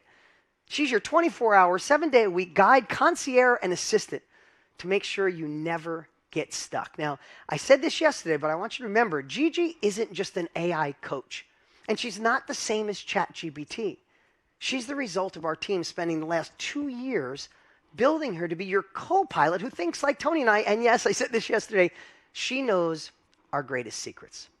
So that's the guide we are talking about. And the next part is a proven plan, right? If you got the guide that can take you up, you got to have the map, you got to have the plan. So I want to go to the old way. And this isn't knocking the old way. We've created things like this in the old way. It's before it was possible. But the old way, you bought a program or you bought a course with hours of video. But oftentimes it was overwhelming. You still didn't know what to do or where to start, right? You learned a lot, but did you ever actually accomplish it? You struggled to get feedback, and sometimes you quit because you felt alone. So what's the new way? The new way, you get a proven and predictable education platform, a business plan that shows you exactly where and how to start, and in the right order. You take action consistently and constantly, and never get stuck in a learning loop, which we've all been in. And you got Gigi with you every step of the way. So this is your proven plan. It's fine-tuned by our 76 years and Gigi 2.0. This is our world-class education. If Tony and I in 76 years don't know how to do this, then we should quit, right? We poured our heart and soul into the education, but education alone is not enough. We laid it out in a proven plan that it's one step at a time. Exactly where to start, what to do next, how to do this, and in the right order. Here's the one that'll blow your mind. We took our proven marketing plans, and I think we're the best in the world at it, and you get to model what we've done using Gigi. Model our emails. This allows you to go faster with proven principles. And again, you'll interact with Gigi consistently through the entire process, building with her, and she'll be building for you. I mean, in our first year, our first course was $2,000. It had none of this. It was just the course, and people loved it. But that's what you get with the proven plan. So if you have the right guide and you have the proven plan, the next is the cutting edge tools. And this is where the whole game changes completely. Because prior, and when I say the old days or the old way, it wasn't 5 years ago. We're talking 18 months ago. You had to put together lots of different businesses to make this work. You had a tool for your website, another one for emails, another one for payments, and 9 other ones. And then you had to figure out how to be, when you said, in the past, if you said technology bugs me, it's because you had to figure those things out. Now, with the new way, everything you need is built into one site, into one simple platform. You never have to overpay for 12 different softwares.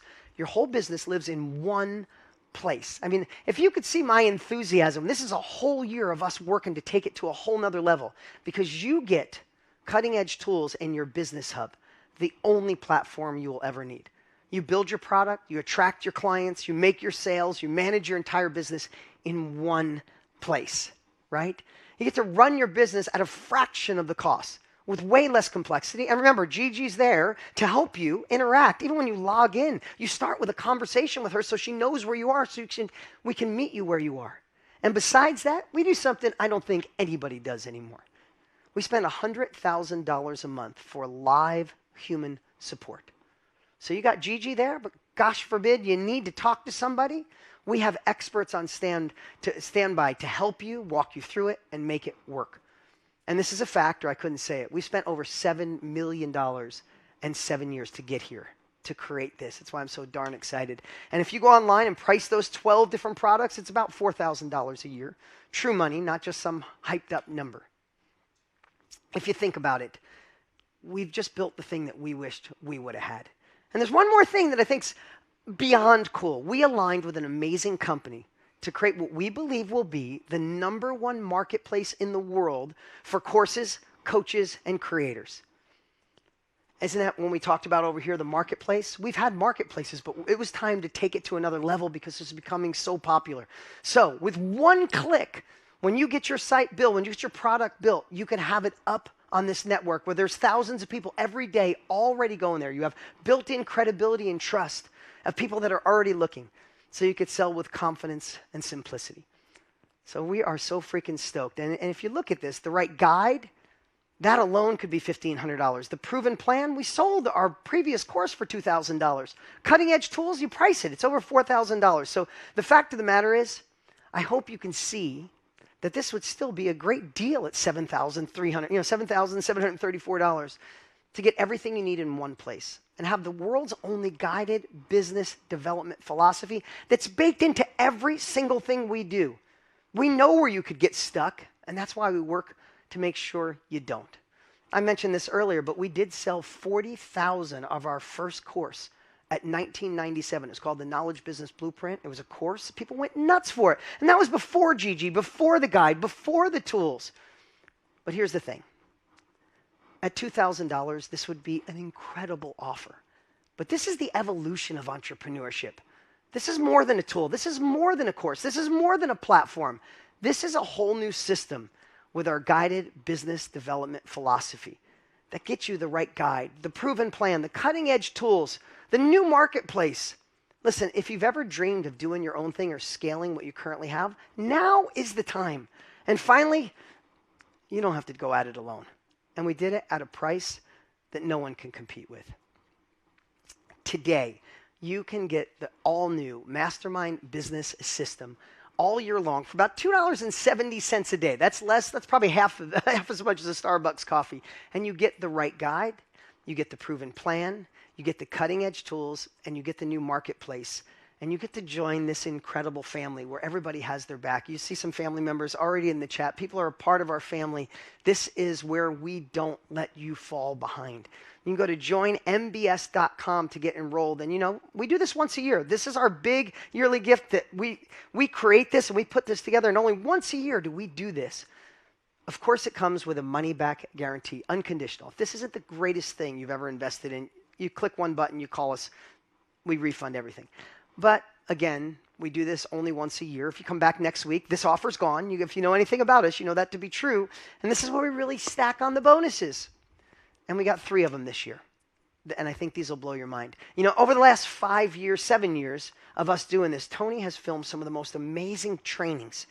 And we decided to put them all together and create the Tony Robbins collection. So when you're in this, anytime you need a little hit of Tony, and you want, some of his best trainings on the planet, 24 hours a day, 7 days a week, are all in there. This is worth the whole price of the course. That's bonus number 1.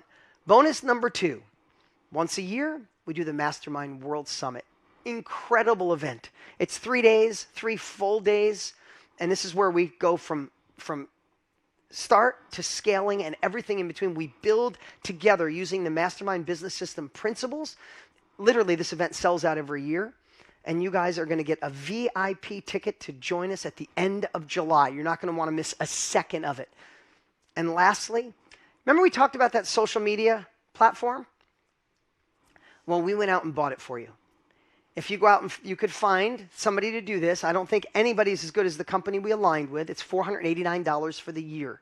But we know social media is that apple tree that every single one of you need. So we went out and paid for it. So when you become a part of the Mastermind Business System, you're going to have your brand new social media co-pilot. You could be playing with this tonight where it helps pick the pictures, does the headline, does the post. It is so unbelievable. If anybody watches my social, it's getting better because we have the opportunity to use tools that we never had before.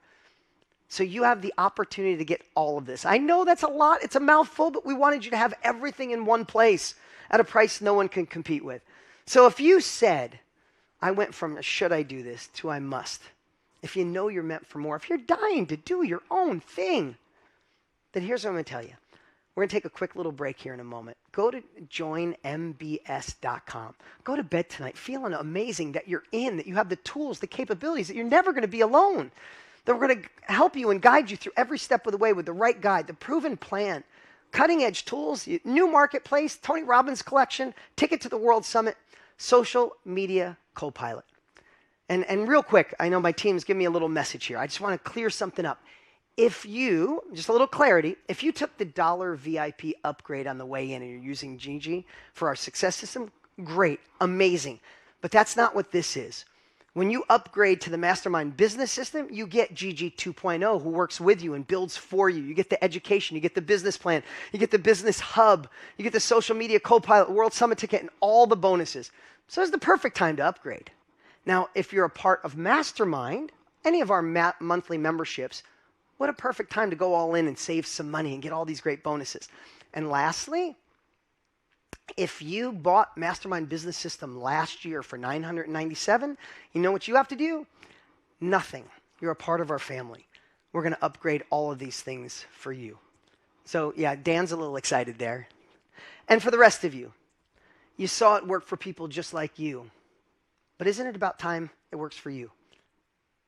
It's about deciding that it's your time, that it's your voice, that your story is worth getting out there. You're here for a reason. That inner nudge you feel, that's your future self saying, let's go. You don't need perfection. You don't need a following, but you do need desire, a real system, a clear path, the right co-pilot to help you every step of the way. Listen, Tony and I have been doing this for 76 years combined in this industry. We helped create it. Now we have reimagined it. We built this for you. This is your time. This is your moment. Let's build. We're going to take a little break here. You get everything for $997. There's a 3-pay option of $380. That breaks down to about $2.70 a day. So let's take a quick break here. Go get enrolled. Put I'm in the chat when you're done. We'll play a quick little reel here of others who already said yes. Then we'll take a little break, and we'll see you here in a few. Don't forget, Matthew McConaughey when we get back. See you in a few.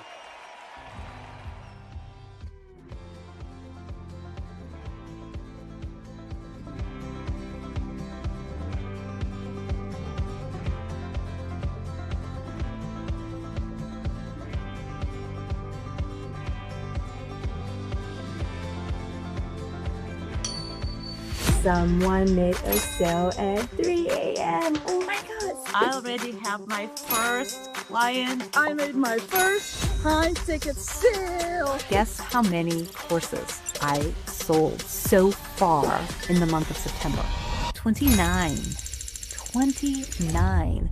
Who would have thought? I didn't just build a small course, like I built a huge course. When I launched my course, I think within the first 24 hours, I got a sale from someone I actually didn't know. I sold 35 courses. I'm excited to say that I've got my first sale.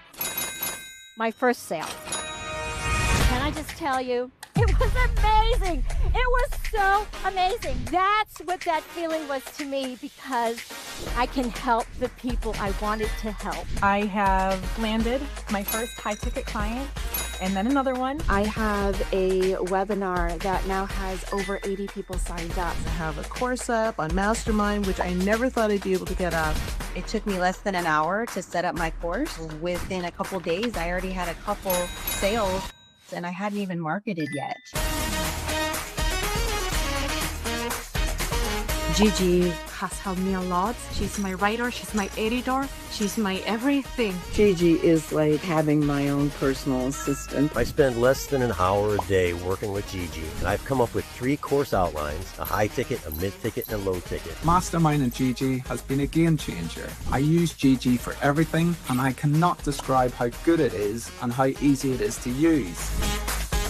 I know I can do this, and literally having a sale just a few hours after going live is proof enough. And if I can, then you can do too.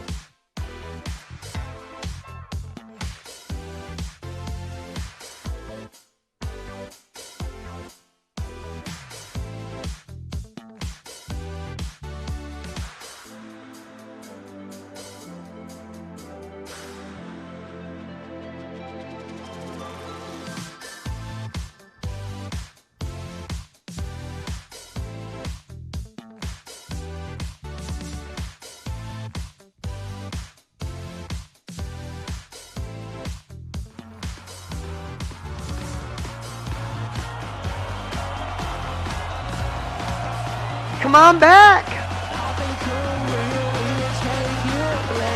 Yes, Viola, you can migrate. I'm psyched about the marketplace too.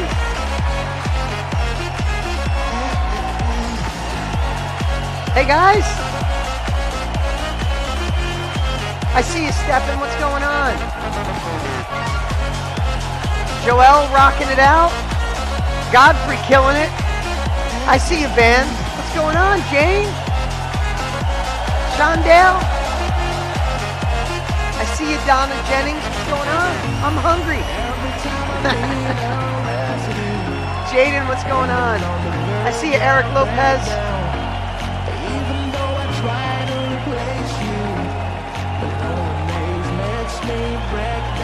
I see you, Michael, and your little one.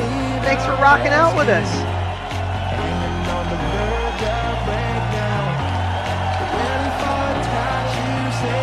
What's going on, Aaron?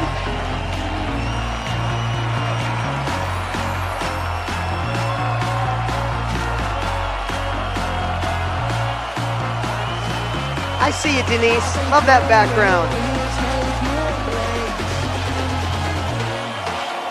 Alina, what's going on? Way to rock it out.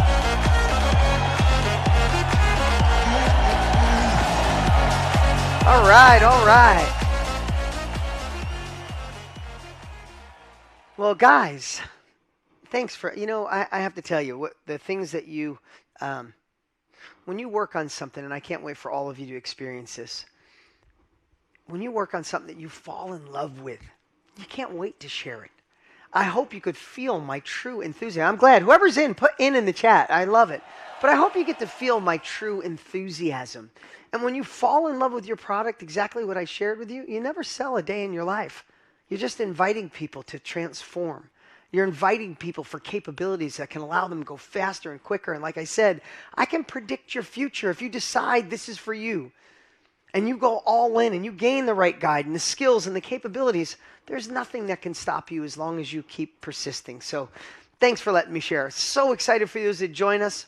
A couple of things, and we had so many great comments come in. I'm gonna share a couple of the questions that you guys sent in. I'm gonna reply. I'm not gonna bring people up because I want to get to the training you're gonna have with Matthew McConaughey. Who's excited for that? He's in our business, so it's not just Matthew the star. It's Matthew the gentleman who took his information, wrote a book, turned it into a course, and went to one of the best-selling courses ever. I don't know if any of you have his course Road Trip. It is a 10 out of 10. So I can't wait to get to that. One thing I wanted to share, a lot of people asked about the dollar trial. The dollar trial, the dollar VIP, gets you GG. And that's fun. It's the success system. It's the foundation. Love that you guys did. You're going to freak out. This is completely different what we offer. This is the mastermind business system. This is the tool. The tool's not in the VIP, right? You get GG 2.0 that actually builds stuff with you. You get the business plan. So it's different. It's great what you have, but it's not the whole plan. It's not the mastermind business system. Okay, so a couple great questions that came in. I'll answer a few of them just because I think if we answer one, we get to answer all. So Kelsey, I'm sorry. You got to learn to read. Kelsey said, after over 20 years of working in philanthropy, I'm now launching my own business, helping people donate effectively. But perfectionism keeps holding me back from actually starting. How can I overcome this the paralyzing feeling and just move forward? So whenever you do something, I'm going to back up for a second. Sometimes when we're in a career or we're working for other people, we've had desires, we've had goals, we've tried to go to another, take the company to another level. And sometimes, and I could be off on this one, Kelsey, but sometimes we don't realize our dreams get a little squashed. We stop thinking of innovation. We stop letting our creative souls come out. We just kind of go, well, I guess this is as good as it gets. This is the degree I have, or this is the thing I do. This is the job I have. But then there's a certain moment where that won't last anymore. Anybody ever been at that moment where enough is enough? It's time to do you. It's time to live into your full potential, right? You have that feeling. But you might have had 5 years or 10 years or 15 years in this flow. And then all of a sudden, you're going to start your own thing. and there's no guardrails. The thing that you reject over here actually became the safety. Did you ever see that meme on TV? It says, be careful what you wish for. And it says, safe, no one can bug them, 3 meals a day. It lists all these things, and it shows a lion in a cage.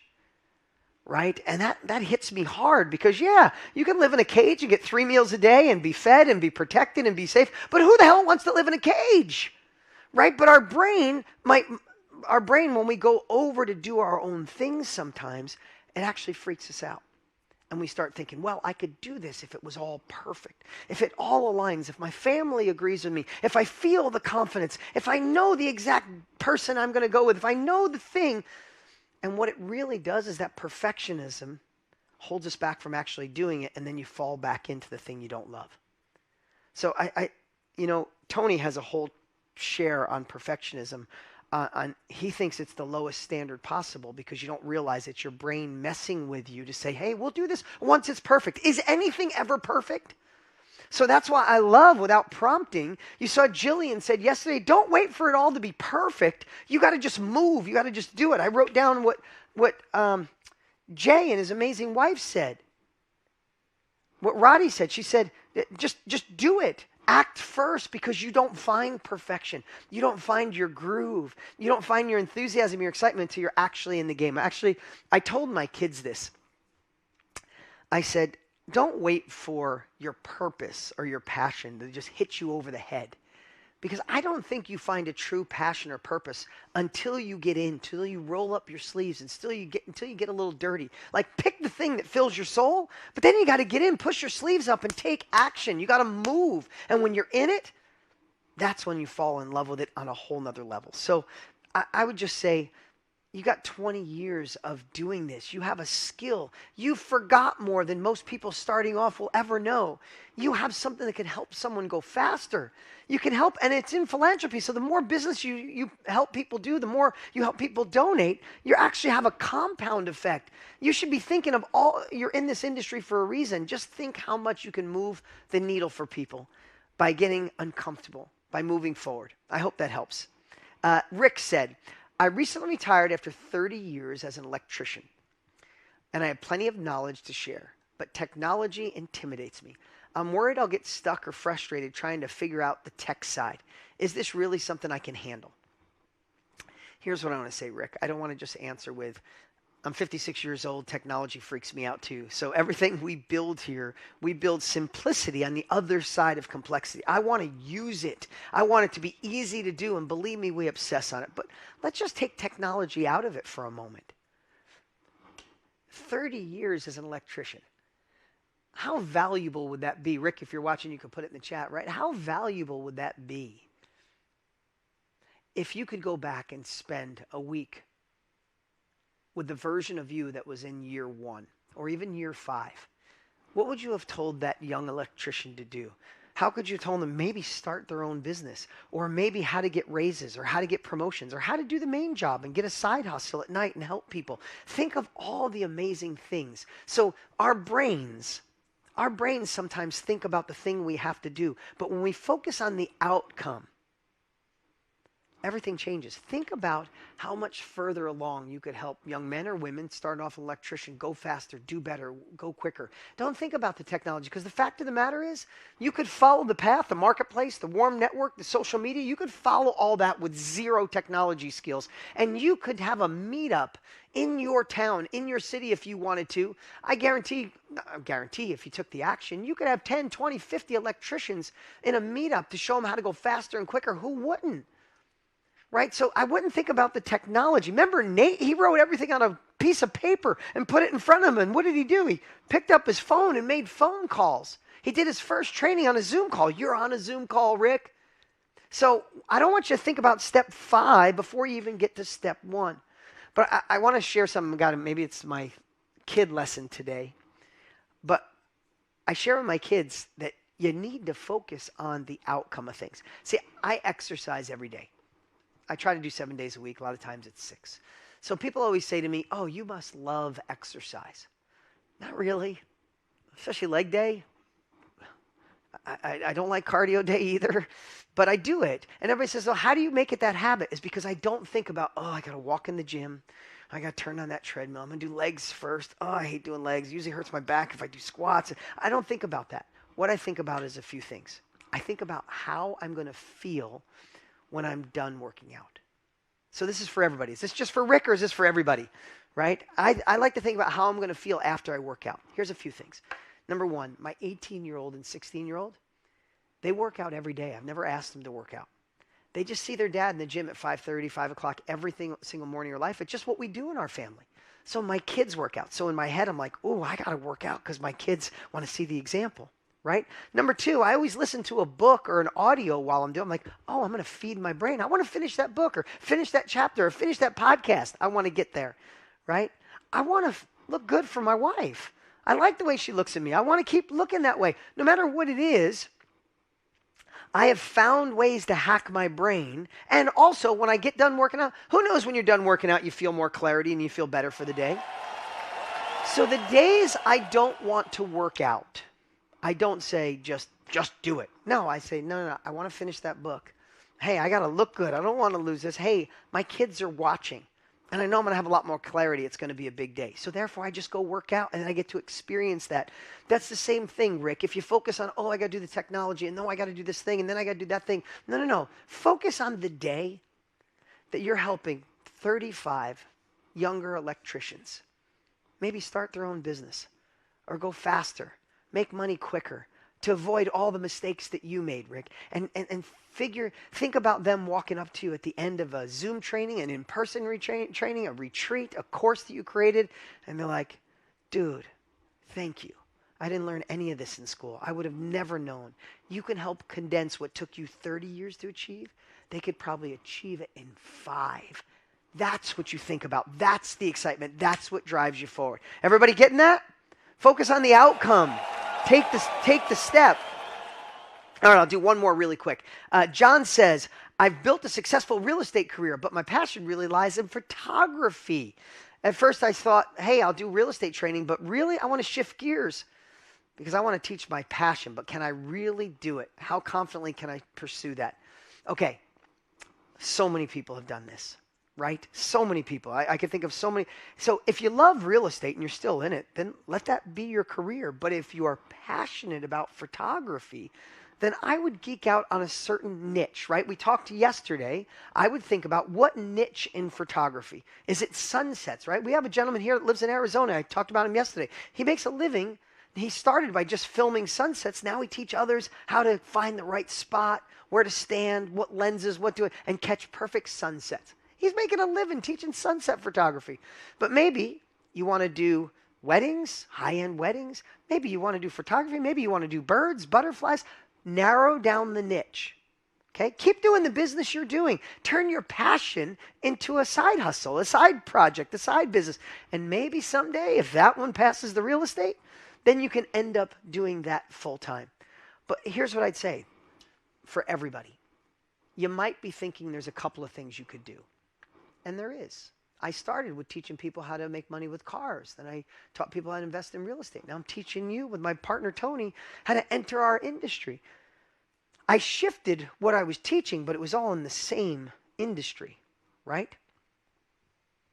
And I took everything I learned from the first thing and I put it into the second thing. And everything I learned from the second thing, I put it into the third thing. But you can't start 2 things at once. This is for everybody.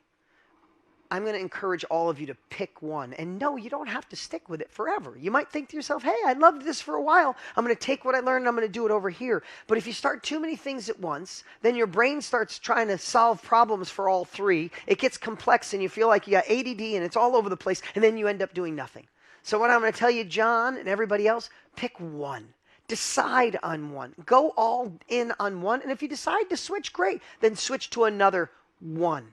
Because once you start getting sales, once you start making impact, once people are happy, I promise you're going to want to do this for life. All right. John, Rick, Kelsey, thank you for the great questions. Give it up for them, everybody. Come on.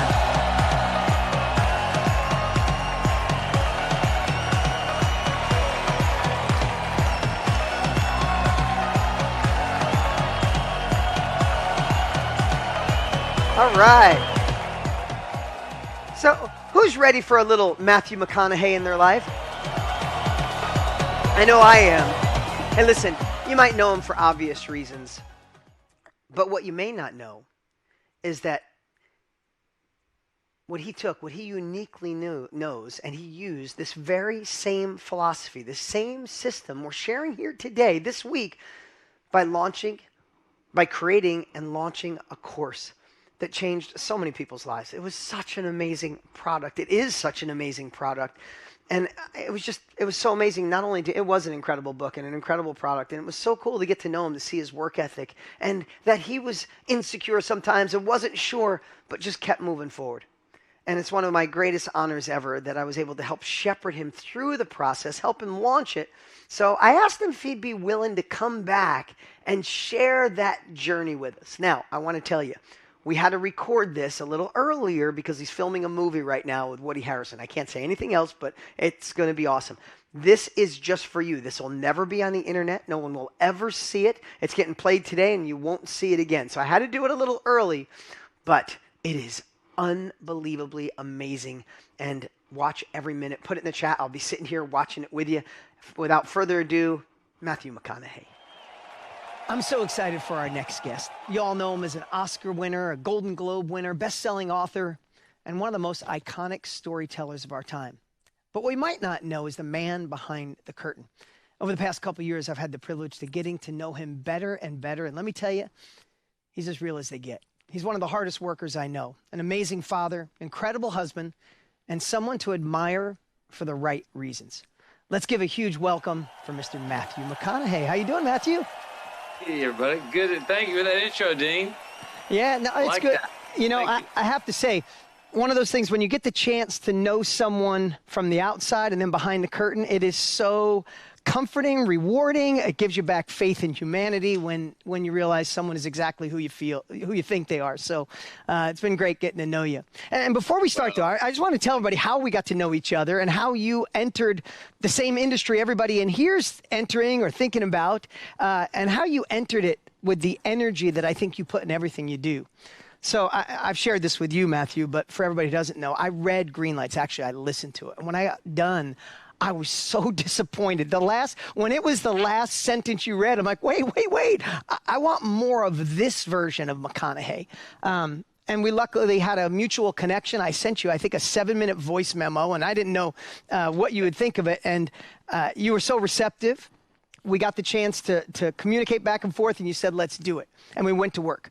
And we created a course called Road Trip, which was based on people who wanting more in their life and different areas of more.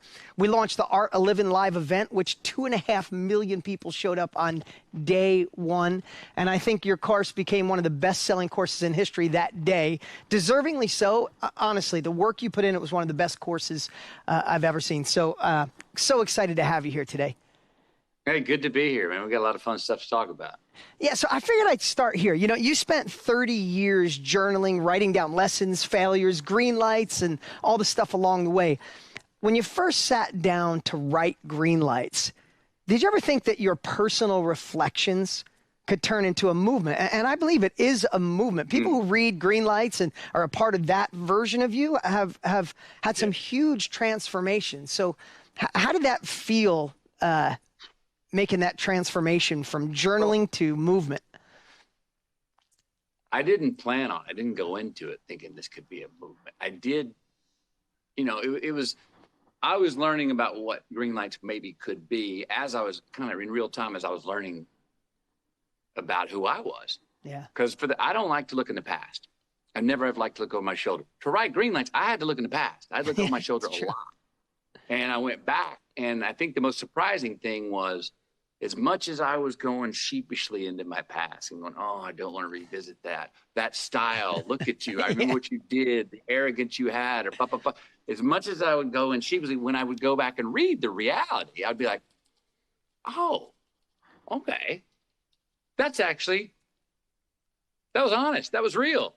And look, 2 years later, you had the chance to do the same thing again, but you did it with more honesty. You did it better. You succeeded at it. So all the foibles and all the things I looked into my past that I was embarrassed about, even ashamed about, regretted, became, I remember the cycle of it. After a couple of months, I went from like, oh, geez, to started to chuckle at it. Yeah. When I started to have humor at myself in the past where I had failed, that's when the whole book kind of became more human. And that's when I started to notice, oh, this may be something that everyone can understand. Yeah. Because we're all kind of, got things in our past or things in the closet that we don't want to see. And a lot of times when we open them up and check them out, they're not the boogeyman. You know what I mean? They're like, oh, that's just human. Huh. Okay. Me too. Guilty. Yeah. And so it connected me to where I saw how it connected me to where I want to go in life. I saw how it connected me in times in the past where it led me to where I did go in life, and helped me be more present as a person and a man in my life now, because I had not reconciled, but I had looked in the face of my past. And I'll tell you, by being so transparent in that, especially because you read it and I got to listen to your voice and I could feel your passion in all the stories, but you brought us into the story. So we could say me too, right? Which I love that writing style, everything you do from the course to everything. I can't wait for whatever's next for you. We'll talk about that in a minute, but you bring us into it. I feel like I'm sitting alongside of it. I think one time you said ride along.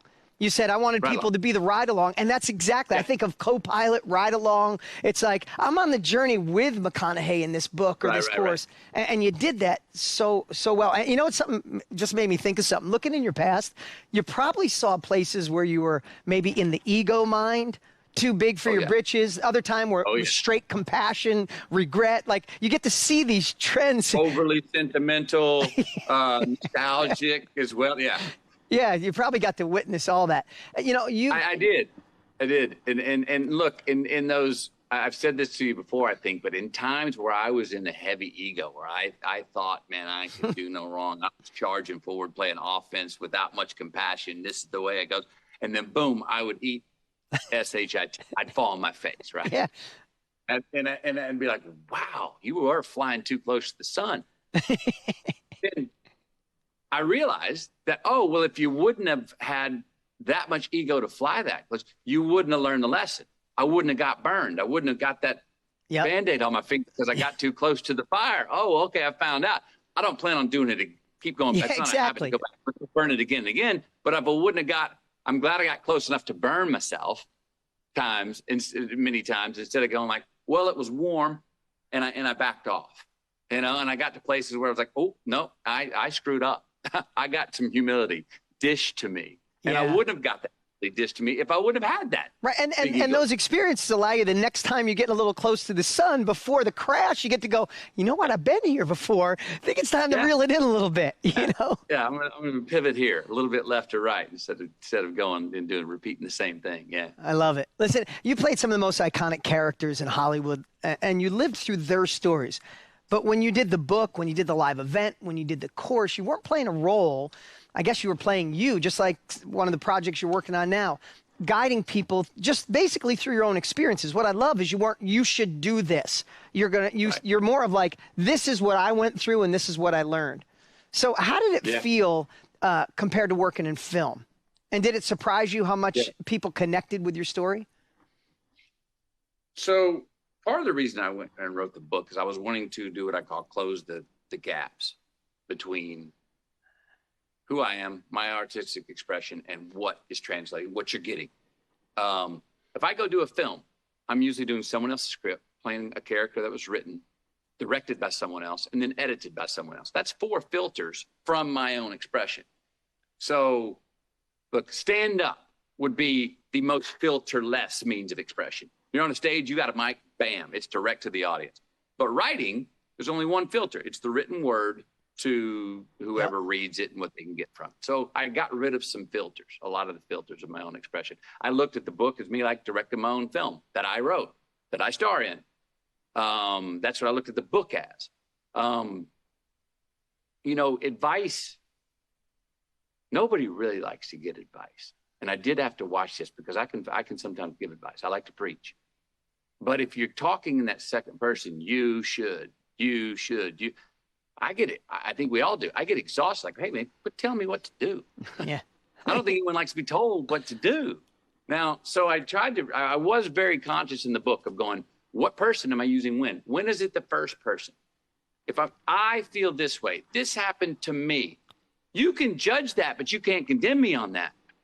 You can love that, but you can't really give me a trophy for it. I'm telling you about my experience. This is how I felt about it.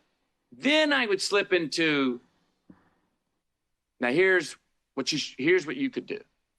And then I would slip into the third person, which is my favorite, the royal we. And here's what I think we're up against here. Here's how I think we can get through this when we cross this same kind of conflict or opportunity. So I would play in the persons, and always starting off with the first person, because that's the safest spot. That's the most honest spot. And that's the spot I really had to get to first. Like, I got to be telling the truth to myself first before I can go to say, hey, here's what I think would be good for you, or here's what I think we all could do. It's fun to go straight to the royal we. Here's what I think we all could do. But that's also can be very arrogant, because you can go like, were you speaking for everybody? Yeah. What are you, God, dude? You know what I mean? That can become very platitudinal as well. It's like, what is this? You're the Constitution of humanity? No. Don't want to be that. Yeah. But the play between those persons, first, second, and third, and you got to have, if it's going to be your own story, make sure you get that first one down. This is how I feel. Yeah. Because it's non-judgmental. This is what it meant to me. That's free. You may not, you can disagree, you can agree, you can take some from it, you can not. I'm telling you how I experienced it. And then I would have what we call a prescribe, which would sort of be like the little kind of a lesson. But here's what I got from that story. And I think part of what was interesting about the book is my prescribes, after I would tell a story, were not typically what some people maybe thought what I thought the moral of the story was. Oh, you know, yeah, that I've had it with my. I love that twist. The family stories, you know, my family is a very physical family, and I've had, you can read some of those stories and go, oh my gosh, that was almost abusive. And like, when I give you the prescribe about how we loved each other and how love always won the day, it was like, oh, that wasn't the moral of the story. At least that wasn't how Matthew saw the moral story, and it wasn't. So I wouldn't flip it, but in some people's minds, I would talk about a different moral in the story than I think would be the obvious one. And I think that was part of what was engaging about Green Lights for a lot of people. Oh, for sure. And you know, I got to witness that when we were working on the course together. We were right in the other room here. And when you shared, you'd get up and you'd tell a story. The team still talks about it. Like, you tell a story, and then you get done, you ask like, hey, did that feel like I was preachy? Or was I inviting you in? So it is a conscious, it's not just hey, that's the way the book turned out. You could tell that you probably deliberately went through, and I've written 5 books, so I know the rewrite and the reread. You're like, oh, I got to change, you know, you could re-edit and retweak your life on it. But I'm guessing it seemed like you went through the course, the book, as you were doing it, and go, hey, this part's a little preachy. Let me make it the royal we, or let me just say, hey, this is what I did. Take it for what you want, you know. And I go through it. And like because we had so many emails, I mean, because we did the course together, we did the art of living together, we had literally thousands, probably tens of thousands of emails saying, McConaughey, you changed my life. Like, I'm sure people walk up to you and go, oh my God, Interstellar, that character, or Dazed and Confused, oh my God, I still laugh at that, or Dallas Buyers Club, you brought it to life. You know, that's talking about the character. How does it hit you when people say, you changed my life, or you impact? Like, is it heavy for you, or is it? It's good and heavy. It's good and heavy. I don't mean not heavy like, oh no, it's heavy like people stop me, and this you know, people stop me in the street or stop me on hikes and mountains all around the world, and if it's a movie, they'll come by, hey, man, I really liked Interstellar. Or, hey, I really liked you in this. Or, you know, Dazed Confused. Someone's walking down the other side of the street. They go, hey, man, got a joint? And I just say, be a lot cooler if you did. And we kind of impasse. But with this work, people stop me, and I don't know them, and they put their hands on me. And they grab me, they spin me around and grab me by the shoulders. When I go, yeah, thanks for reading. And they go, no, listen to me. Listen to me. You changed my life. I'm not here right now because I am here because, and I'm like, really? It's all stop and hear a story. That is heavy, and people mean it. And I've tried to listen to get to the bottom of what is it. It helped a lot of people, I think, take a lot of risk I don't think they would have taken before. That's one thing I hear all the time is people saying, oh, I'm gonna do that thing that I've been procrastinating or that I've been scared of doing, because what's the worst that can happen? I can go and find out it wasn't for me.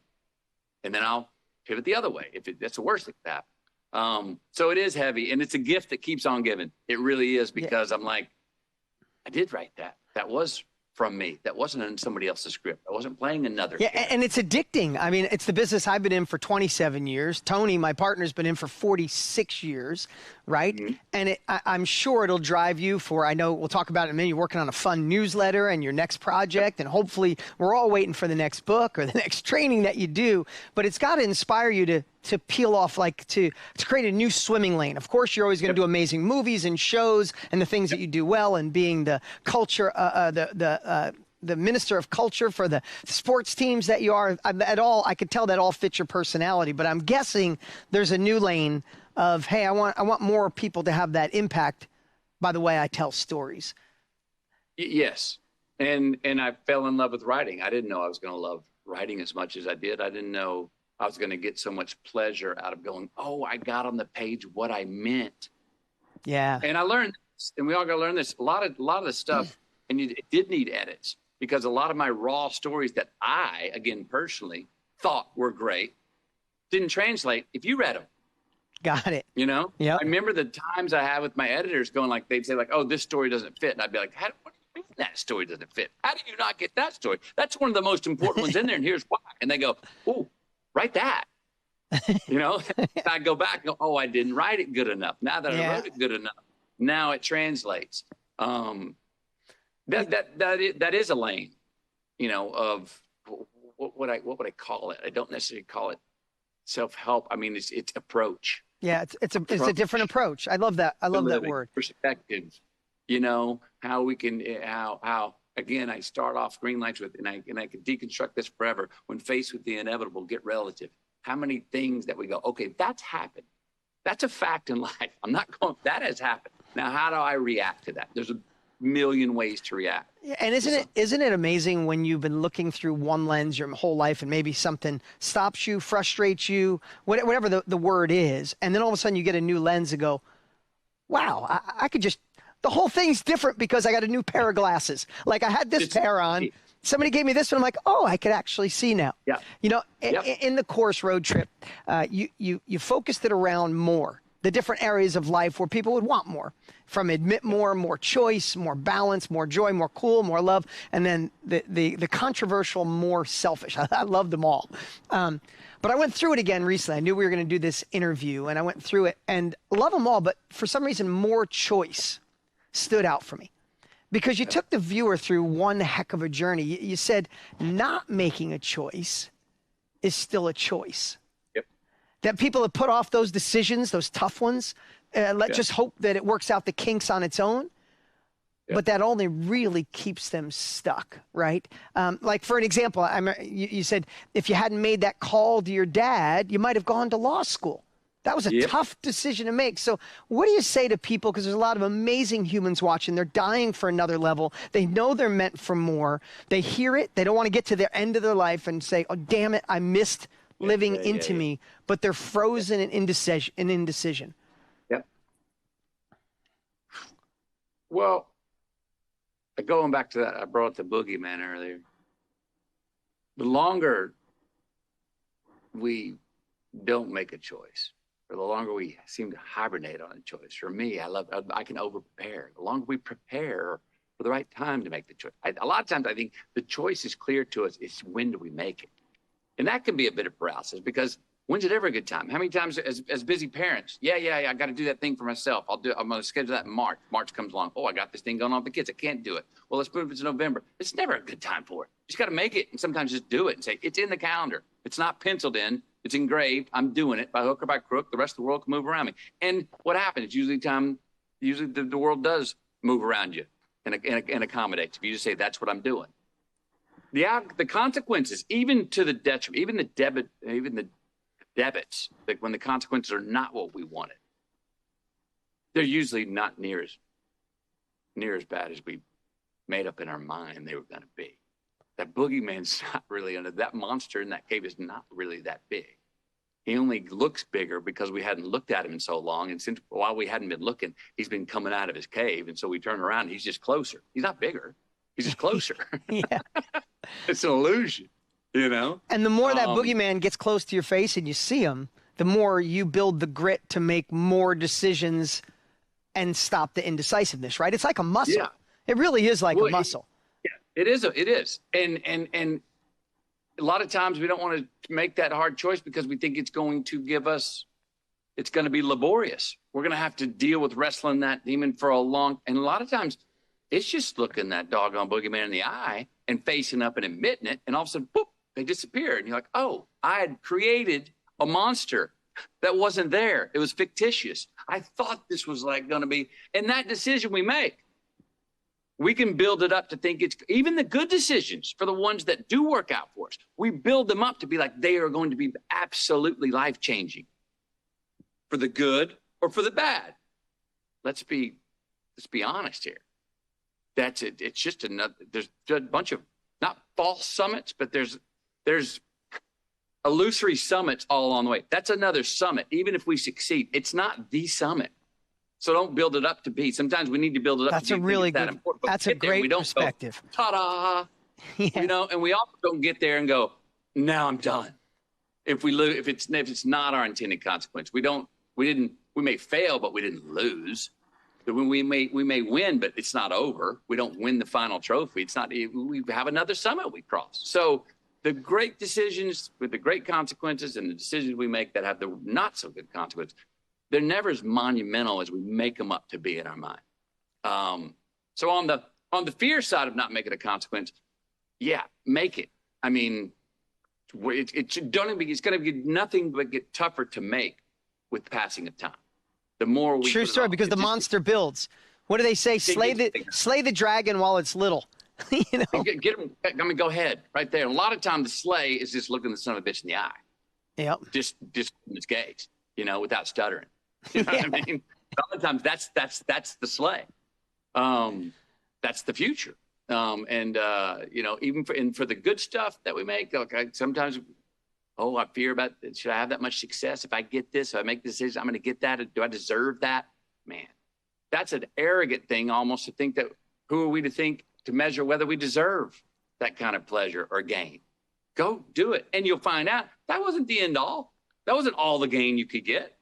That's just another step on the way to getting more. So I think that mobility to stay adaptable, but to stay mobile, keep moving. It's the stagnant part and the paralysis of going. One of the favorite things, I'm sorry, I didn't mean to interrupt you, but one of the favorite things that I love you said is just the fear of not knowing. Like that one alone sometimes gets me. Just like, what if on the other side of that is another version of me? I live into my full potential. I break free, right? So the not knowing should annoy you as much as the knowing. Yeah. A microcosm of that is it's harder to say no to people, right? Than to say yes. They invite you something, a project or what have you. I've practiced this through my career and it's hard, but if I get in, a long enough creative conversation with, say, a director for a project, if we're having more than two conversations, that means two things are going well. That means we're starting to meet minds on the project, right? But that still doesn't mean I'm doing it. So I may have 3-4 spend weeks with someone and then have to go, I'm not doing it. And that I've always either done that in person or made that call. And they're hard calls to make. But what I find is that more and more, that person ends up, even by the end of the phone call where I said no, respects me more than they did before we got there. Because they've had to say no. Yeah. And we find out that, everyone kind of understands, we've all been told no. The answer is always no until it's yes, if you're asking for something, right? Until it's yes. And we're all like bigger boys and bigger girls than we give ourselves credit for. No is just as important as yes. If you ask me to do something and I want to, but I end up saying no, and I let you know that, you're not like, I can't believe he said no. You're like, get it. No, he's got stuff going on. I bet you have had to say no does not mean it's the end of our relationship. It actually, you could respect me more if I did that in person rather than had my assistants text you. Yeah, exactly. And the fact of the matter is, if you're saying yes to one thing, none of us have 5 hours a day that we don't know what to do with. right? So if you say yes to one thing, you're automatically saying no to something else, right? If you say yes to one thing, it might be no to missing your son's soccer game or being there for dance or the other project that you wanted to work on. So I love that, that you could elegantly say no, especially when you know what you should be saying yes to, right? Right. Yes. Well, and look, in the other side of that saying no and not making the decision, I will say this. We all know that sometimes abstaining is the good decision, especially when we talk about today. We only got 20. We were talking about that. We got 24 hours a day. No one's giving any more. Man, we got AI right now. It seems like we got more things that can speed up our productivity in a shorter amount of time than ever. At the same time, it feels like more of the world is racing against time than ever. Yeah, now, that feels inverted. If this is all working out, we should be sitting around going like, I have all this leisure time. Yeah, exactly. But that's not the way it's working out. Yeah. Oh, so sometimes abstaining, to go back to that we were talking pre-show, 4 big laughs are better than 8 giggles. 2 really great bonfires are better than 6 little campfires. So abstaining to say no so we don't over leverage ourselves is also a smart thing to do sometimes. So true. So true. I shared with you before we came on, this is a group of people that know they're meant for more. I said that, but they also are entering an industry where they get to share their life experience to allow people to go faster, right? We got to learn through your course, through your book, like, oh, McConaughey did that. I can learn a lesson from that. I can condense 5 years of my own trial and error by modeling this story that you did or someone else did, right? Yep. So I've asked this question a lot to audiences, to tens of thousands, hundreds of thousands of people. And I always say, when they're like, well, I'm not sure if my life story is valuable. I don't know if my career skill is valuable to someone else. I don't know if my passions are valuable to someone else. Maybe McConaughey, you're an actor. Maybe it's easier for you. But then I always ask this question. If you had a choice between one of two things, if this was a magic wand and I could put $1 million in your bank account with one swipe, or I could send you back to spend a week with your 20-year-old self, which would you choose? And I've never hardly anyone say the $1 million. They all say, go back. Literally, we could have an audience of 50,000 people. Really? 1, 2 hands raise the hand for $1 million because you get to go back and say, hey, don't do this thing. Don't act this way in a relationship. Hey, you could do your own thing sooner. Dream bigger. So I guess the question is, what would you say to people who are thinking, I'm not sure my life experience is valuable to someone else. I'm not Matthew McConaughey. Do you think I could help someone else? How would you approach that question? Look. Whether we believe it or not, we're all the MVP in our own life, whether we believe it or not. So I'm going to go with that word seems to be believe, doesn't it? Belief. Does everyone have a platform or the size of a megaphone that I do because I've become famous and I'm a celebrity? No. But to boot, look at what, for instance, with green lights, that was less celebrity than I've ever been. Yeah, that was hardly any celebrity. And many people may have bought that book because they maybe liked me as a celebrity or not. But that is the book. The book only lived on that for a couple of weeks. After that, it didn't have anything to really do with my celebrity.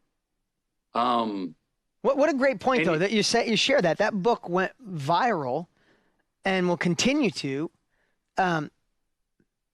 Has nothing to do with you being a celebrity. You just said that. It's because people read it and it resonated with them and it shifted something in them because you went first, right? Like in some areas you just went first or you experienced something that they could learn through that. So, yeah, what a great point. Yeah. And also don't get hung up on that. Well, if I wrote a book, could I get a publisher to go wide? Don't forget chasing the result of, but I don't know if I'd have the access to get a bestseller or have the money to publish the book that can be put out wide. Don't get caught up in all that. You can look around you and say, if you've got something going on in your life that you go, oh, I see how I work through this. And this is a common denominator. More than me have to go through this. That's worth sharing. And who could you get that? Who could you share that with? First of all, look in your own house. Second of all, look at your community. Third, you have a community here, if you're online here with Dean and Tony, of like-minded people wanting to listen and wanting to share. So you've got a built-in community if you're here. Now share your specific story in a paradigm that everyone can go, oh, I've been in that situation before.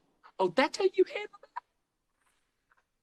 that? I wish I'd have thought of that when I was there, because I was in that predicament last night when I was sitting there talking to my son about blah, blah, blah, blah, blah, blah, blah. And I didn't handle it that way.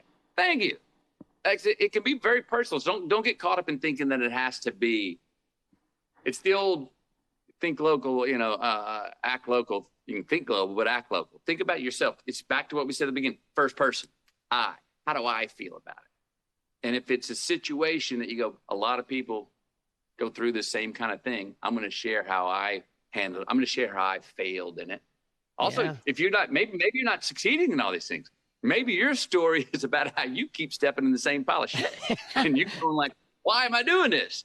That's worthy to share too. Because one, you can have a lot of people out there go, me too. That's part of reparation right there. To get more people to admit, I keep doing that too. You too? That's already like, oh, because there's a lot of people out there that think they're the only one doing that. Yeah. You sharing your story may let them know, oh, this is a human condition. It's not just me, So and as I'm thinking, I think one of the byproducts of this conversation, like you said, when you the scribe, right? Is that what in the book you call the prescribe, right? If you think about one of the lessons of this interview is when people think I have to know it all, I have to give good advice, that's intimidating, right? Because none of us know it all, and none of us like advice. But when you say, hey, this is the way I did it, and here's how it went wrong, you shouldn't do this, or here's how it went right, you should model this, you could model this, not even you should, you could model this. I think that's one of the biggest byproducts. That takes away so much of the like, I got to be perfect more. No, you just got time in this one lane, in this specialized knowledge in one specific category that you have experiences in. I'm still working on the confidence. And I will say I have worked on it, I've gotten much better at it. But one of the great means of communicating, and for me, and learning from others and people going, oh, listening, is me becoming more certain what I don't know. Yeah, so we love good. To be certain. So what good. We know, right? And to go, here's advice. No, but I got to be good here. I'm on. They want to hear from me. I got no parts coming. I don't know. I've thought about it. I don't know. I'm pretty sure. I know this, but I don't know this. That humanizes all, that lets people in, because we all want to act in the know. Everyone acts in the know. No one likes to show what they don't know. And when we come out and go, I don't know.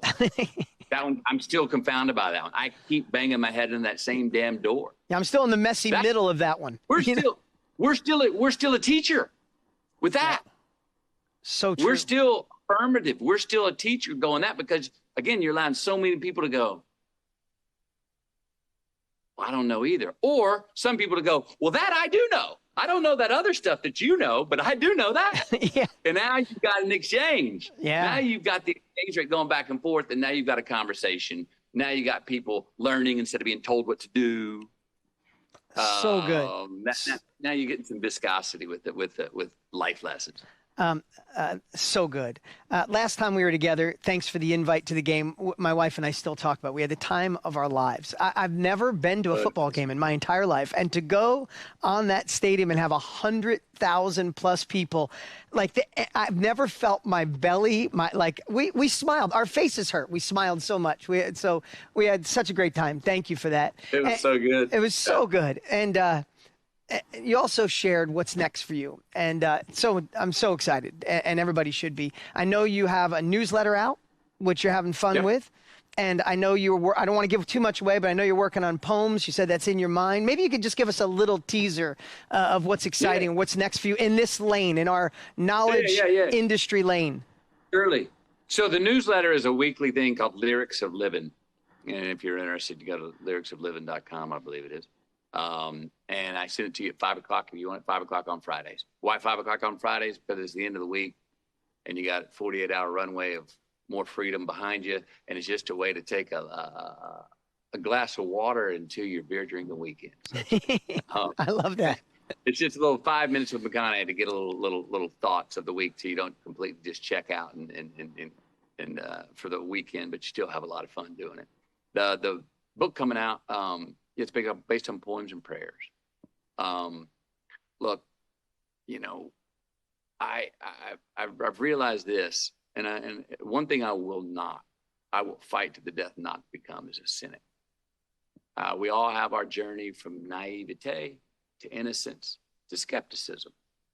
And then a lot of us, as we get older, move into that fourth quarter, which is cynicism. And that's an early death. That's a quitter's death. Yep. And I ain't going there. But I found myself sometimes leaning into that when I'm looking at reality, when I'm looking at proof, and I'm like, you know what? I think I need and the world needs is belief, man. But where do we find that? You're not going to find belief looking around at proof. You want to look at proof? There's all reasons to be cynical. Yeah.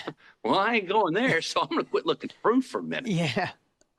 Poems, prayers, the art, the things that give us ideals to still dream of. Do not give up on ideals for ourselves and for others. Those are found in art, poems and prayers, belief, whether for me, that's in God, whether that's for some in their own personal transcendent self, whether that's a belief and they bow to their children. They bend a knee to their future, to their past, to their ancestry, whatever that may be. We've got to maintain that and not give up and become that cynic and not let the proof of the world, because reality can beat us down and pin us. Well, and can't we find proof of anything we decide to believe in? There's proof in everything, right? We can find the proof to enhance being negative, being positive, being all those people. Why I was so excited when you shared a little bit about poems and prayers and that you're working on it is because you have the opportunity to read a page or two and have something impact you for the day, the week, the month. Right? It's not I love the journey of green lights or the course road trip from beginning to end, but I also love the fact of saying, hey, I only have 5 minutes. Let me give McConaughey a little 5 minute and I could get a little dose of a poem or a prayer that sticks with me maybe for the rest of my life, or maybe just that day to help me be a better version that day. It may be a song for your day. It'll have things that have helped me get the day started in the right way, with the right perspective, with gratitude for the things that, or the beauties that are given us for free. Yeah. To not get past or become too mature to get past being thankful for those things that we take for granted every day. It's also, some poems and prayers are nightmares when I'm lost and wobbly and looking, but the fact that when we are in that place, the fact that we're looking to get out, the fact that we're trying to get out, that's the big ticket for getting out. Just the effort. Yes. So good. It's a lot of its beauties. Most of it's more beautiful stuff. It's about grace, compassion, forgiveness, things that are just good reminders, and some of them happen to rhyme. So they got a little they got a little ting to them. Yeah. They got, and some are songs, some are just some are written songs that are more like almost kind of beat poetry. For experiences I've had that are quite funny. A lot of them are really, really funny. Well, I have to tell you, when you're ready and when that comes out, this is a community that will devour that. So we will make sure we let everybody know what your next project is. I got one last quick question. It's a short question, but it can have a lot of answers. But I'm thinking you might have a little something to end on a powerful note. Why is it worth chasing your dreams? I know that's it could go in a lot of directions, but there's a lot of people on here deciding, I need to go for who I'm meant to be. I keep using those words because that's what resonates with this group. So why is it worth it from a McConaughey perspective? Many reasons, starting with the simple ones of the why not. And there's a lot of answers for why not. Let's play defense for why to chase your dreams. Defense. You won't regret not finding out. You won't get to the end of your days here in this life and go, God, I just had the courage to try that out. You won't have that. Even if you chase them and fail, you'll still get to your longer days and go, I went for it. I went for it. Maybe it didn't bat 1,000, but I found out. I found out, to go back to that term, find out. Secondly, if you ain't chasing your dreams, whose dream are you going to chase? Yeah, so good. Wow, that's short and powerful. Whose dreams are you chasing? I mean, what's the alternative? Find out. Yours is worth everyone's is specifically worth chasing, even if just to ourselves. Even if just to ourselves. Yeah, find out. Who else the dream you gonna chase? Man, I Let think them chase their yours. I think that's the perfect place to end. Matthew, it's been such a pleasure getting to know you, getting to know your family, and what you do. We're here to support you. This is an amazing community. About 800,000 people registered for just this event alone. And this is the community that wants to help empower you. We love that you wrote a book. We love that you created a course and did a live event. And we love that you have this lane. So we're looking for poems and prayers, the newsletter, and whatever's next. And I just want to say thank you. Thank you for all that you do. And thanks for being a part of this community. Everybody, give it up for Mr. Matthew McConaughey. Thank y'all for being here. Thank you for having me. Dean, always a pleasure. Thanks for having me. You and Tony, y'all keep on doing it. We'll see you next time.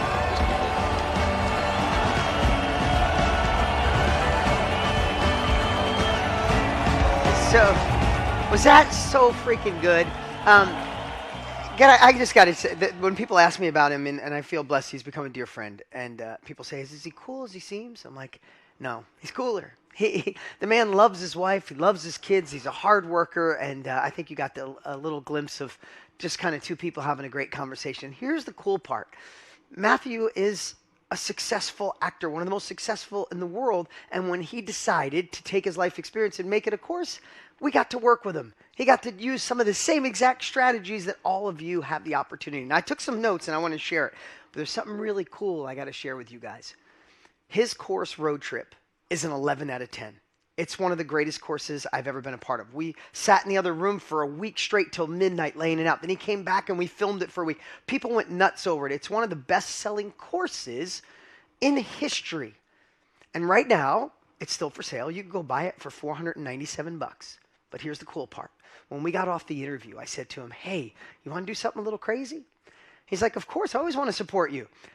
Here's what we're going to do. Anybody who already enrolled in the Mastermind Business System, you could pull up that slide. If you enrolled in the Mastermind Business System, or you do while we're still at the event, Matthew has agreed to give you his course, Road Trip. If you go online, it's $497. You can go to his website and see it. But if you enroll in the, yeah, that is a wow, Randall and Francesca and Andy and Nikki. Yeah, and that's on him. That's his offer to us. It is so freaking good. So if you have it and you've been through it, you can share. If you haven't, and you enroll in the Mastermind Business System while the event's going on, we'll make sure you get it. So excited. But I had a couple notes. I can't go without sharing a couple of things here. He wrote down, I love when he was talking about his experience rather than advice or expertise. And isn't that been a theme?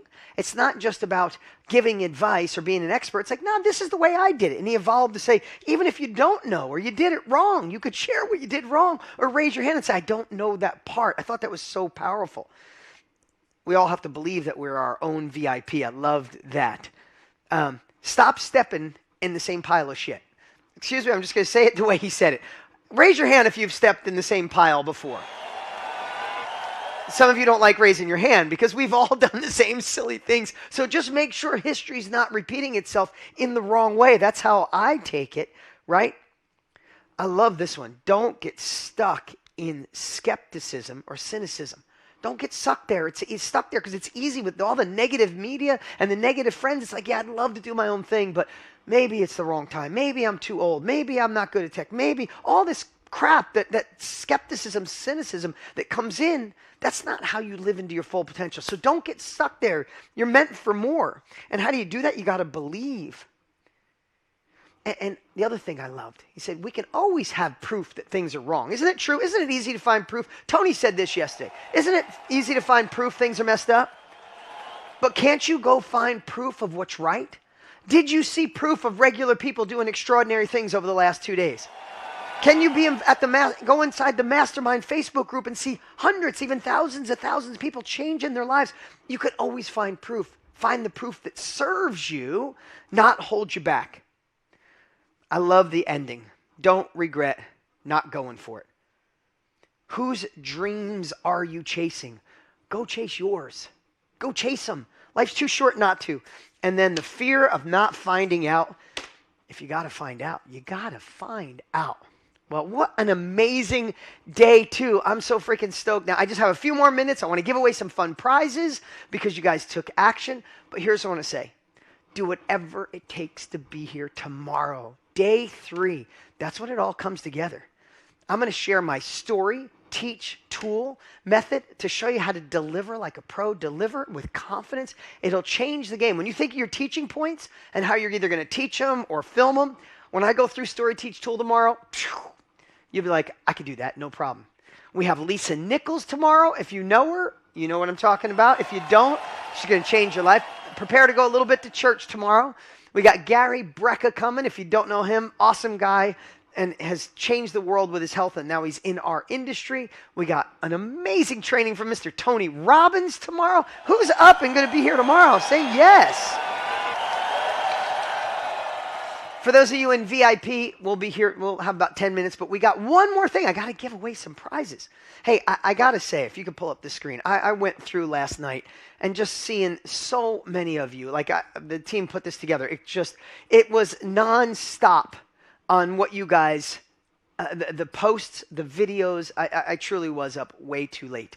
And I got to say, the aha moments, the solution statements, the messages you shared, I mean it. I'm proud of you guys. It's the best group I've ever had. This is hands down the best group, and I loved every group up to this point, but you guys are killing it. And again, I said this and I'll say it again. I get to see your future. If you're ready to go all in, we have the capabilities, we have the family, we have the team, the support to make it real. So here's what I'm going to do. I'm going to give away 4 tickets. If you already bought or you're a part of it, don't worry about it. We'll figure it out. But I want to give away 4 tickets to the World Summit. It's an event like this, except it's 8 hours a day, and it's where we actually get the work done together. It's an amazing event. And this is going to go to 4 people randomly who went on, did videos, did posts. We want to entice you to take action. So first, let's give it up for Dustin. Can we give it up for Dustin? You're getting a ticket to the World Summit. It's a $500 ticket. He says, I help biotech leaders and innovators amplify their impact through optimizing operations, strategic partnerships, storytelling, and next-gen solutions. Amazing, Dustin. Keep rocking it. Can't wait to see your product. Michael, I hope I said that. Michael? I hope I said Michaela. I hope I said that right. I help people who are experiencing symptoms of depression to reclaim optimal health and vitality by addressing their metabolic health. Let's give it up for her. Love it. Can't wait to see your product. Justin, I help community programs and nonprofit programs improve their resources and ability to impact at-risk youth, young adults, and families. Amazing cause. Justin, we can't wait for you to rock the world. You got a ticket to the Mastermind World Summit. And lastly, Kristen, I'm going to help mamas with little ones find their identity again and become more calm and empowered. The transition to motherhood was rough for me, but now I'm excited to help ease that process for new mamas. Give it up for Kristen. All 4 of you have a ticket to the World Summit. The rest of you getting the Mastermind Business System, you get a ticket. So here's what I say. Be here tomorrow. VIPs in 10 minutes. Again, tomorrow brings it all together. It ties it together. You can realize today can be day 1 of the rest of your life, not day 3 of an event. And for those of you thinking about joining the Mastermind Business Systems, here's what I got to say. I'll just leave it at this. Get enrolled and go to bed with peace of mind knowing that you're all in. that you took uncomfortable action, but you're a part of something bigger. And look what we can do together. Thank you for a magical day 2. I can't wait to see you tomorrow. Don't be late. See you guys.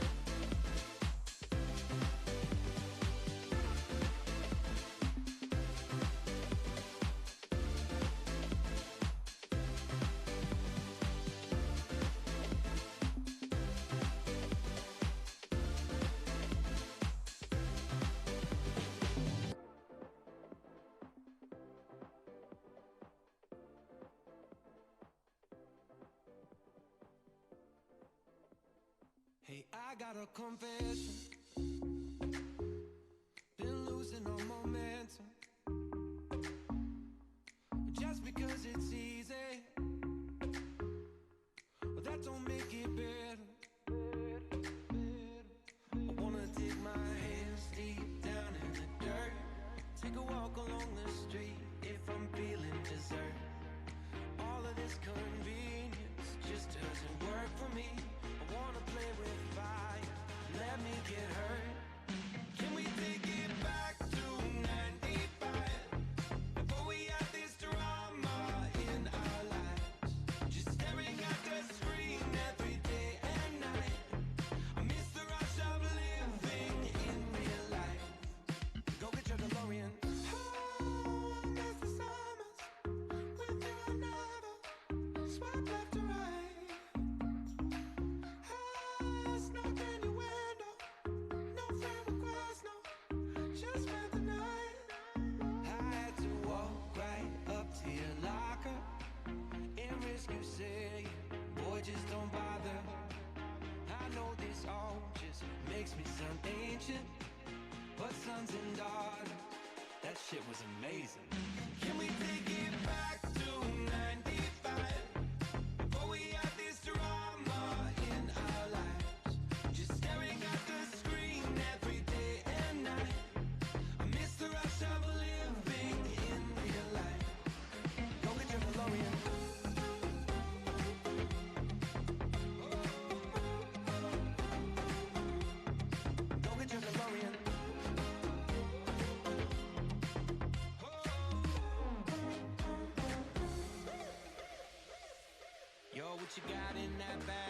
cigarettes and a Playboy mag.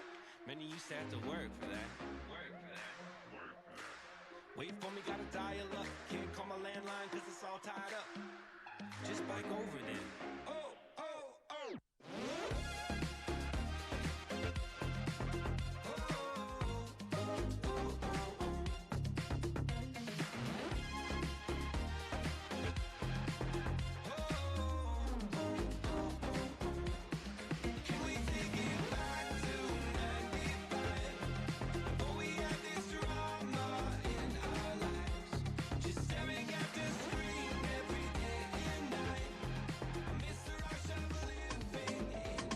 Finished? Why are you asking me now? What type of question is that?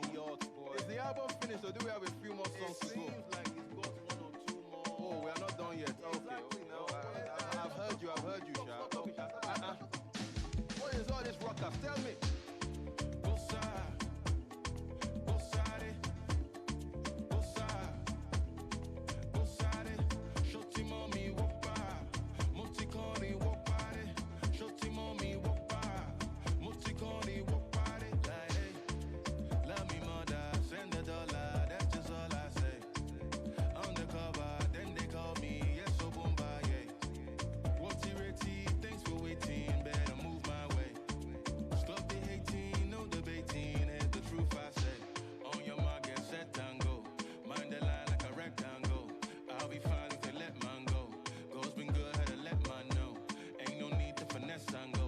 They don't see what the left hand knows.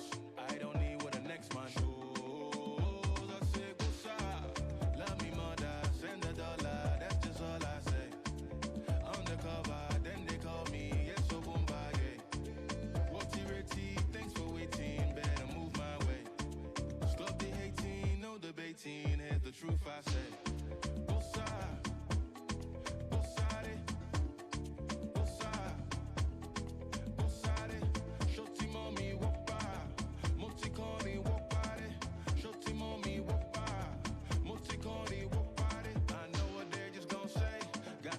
Come in my lane.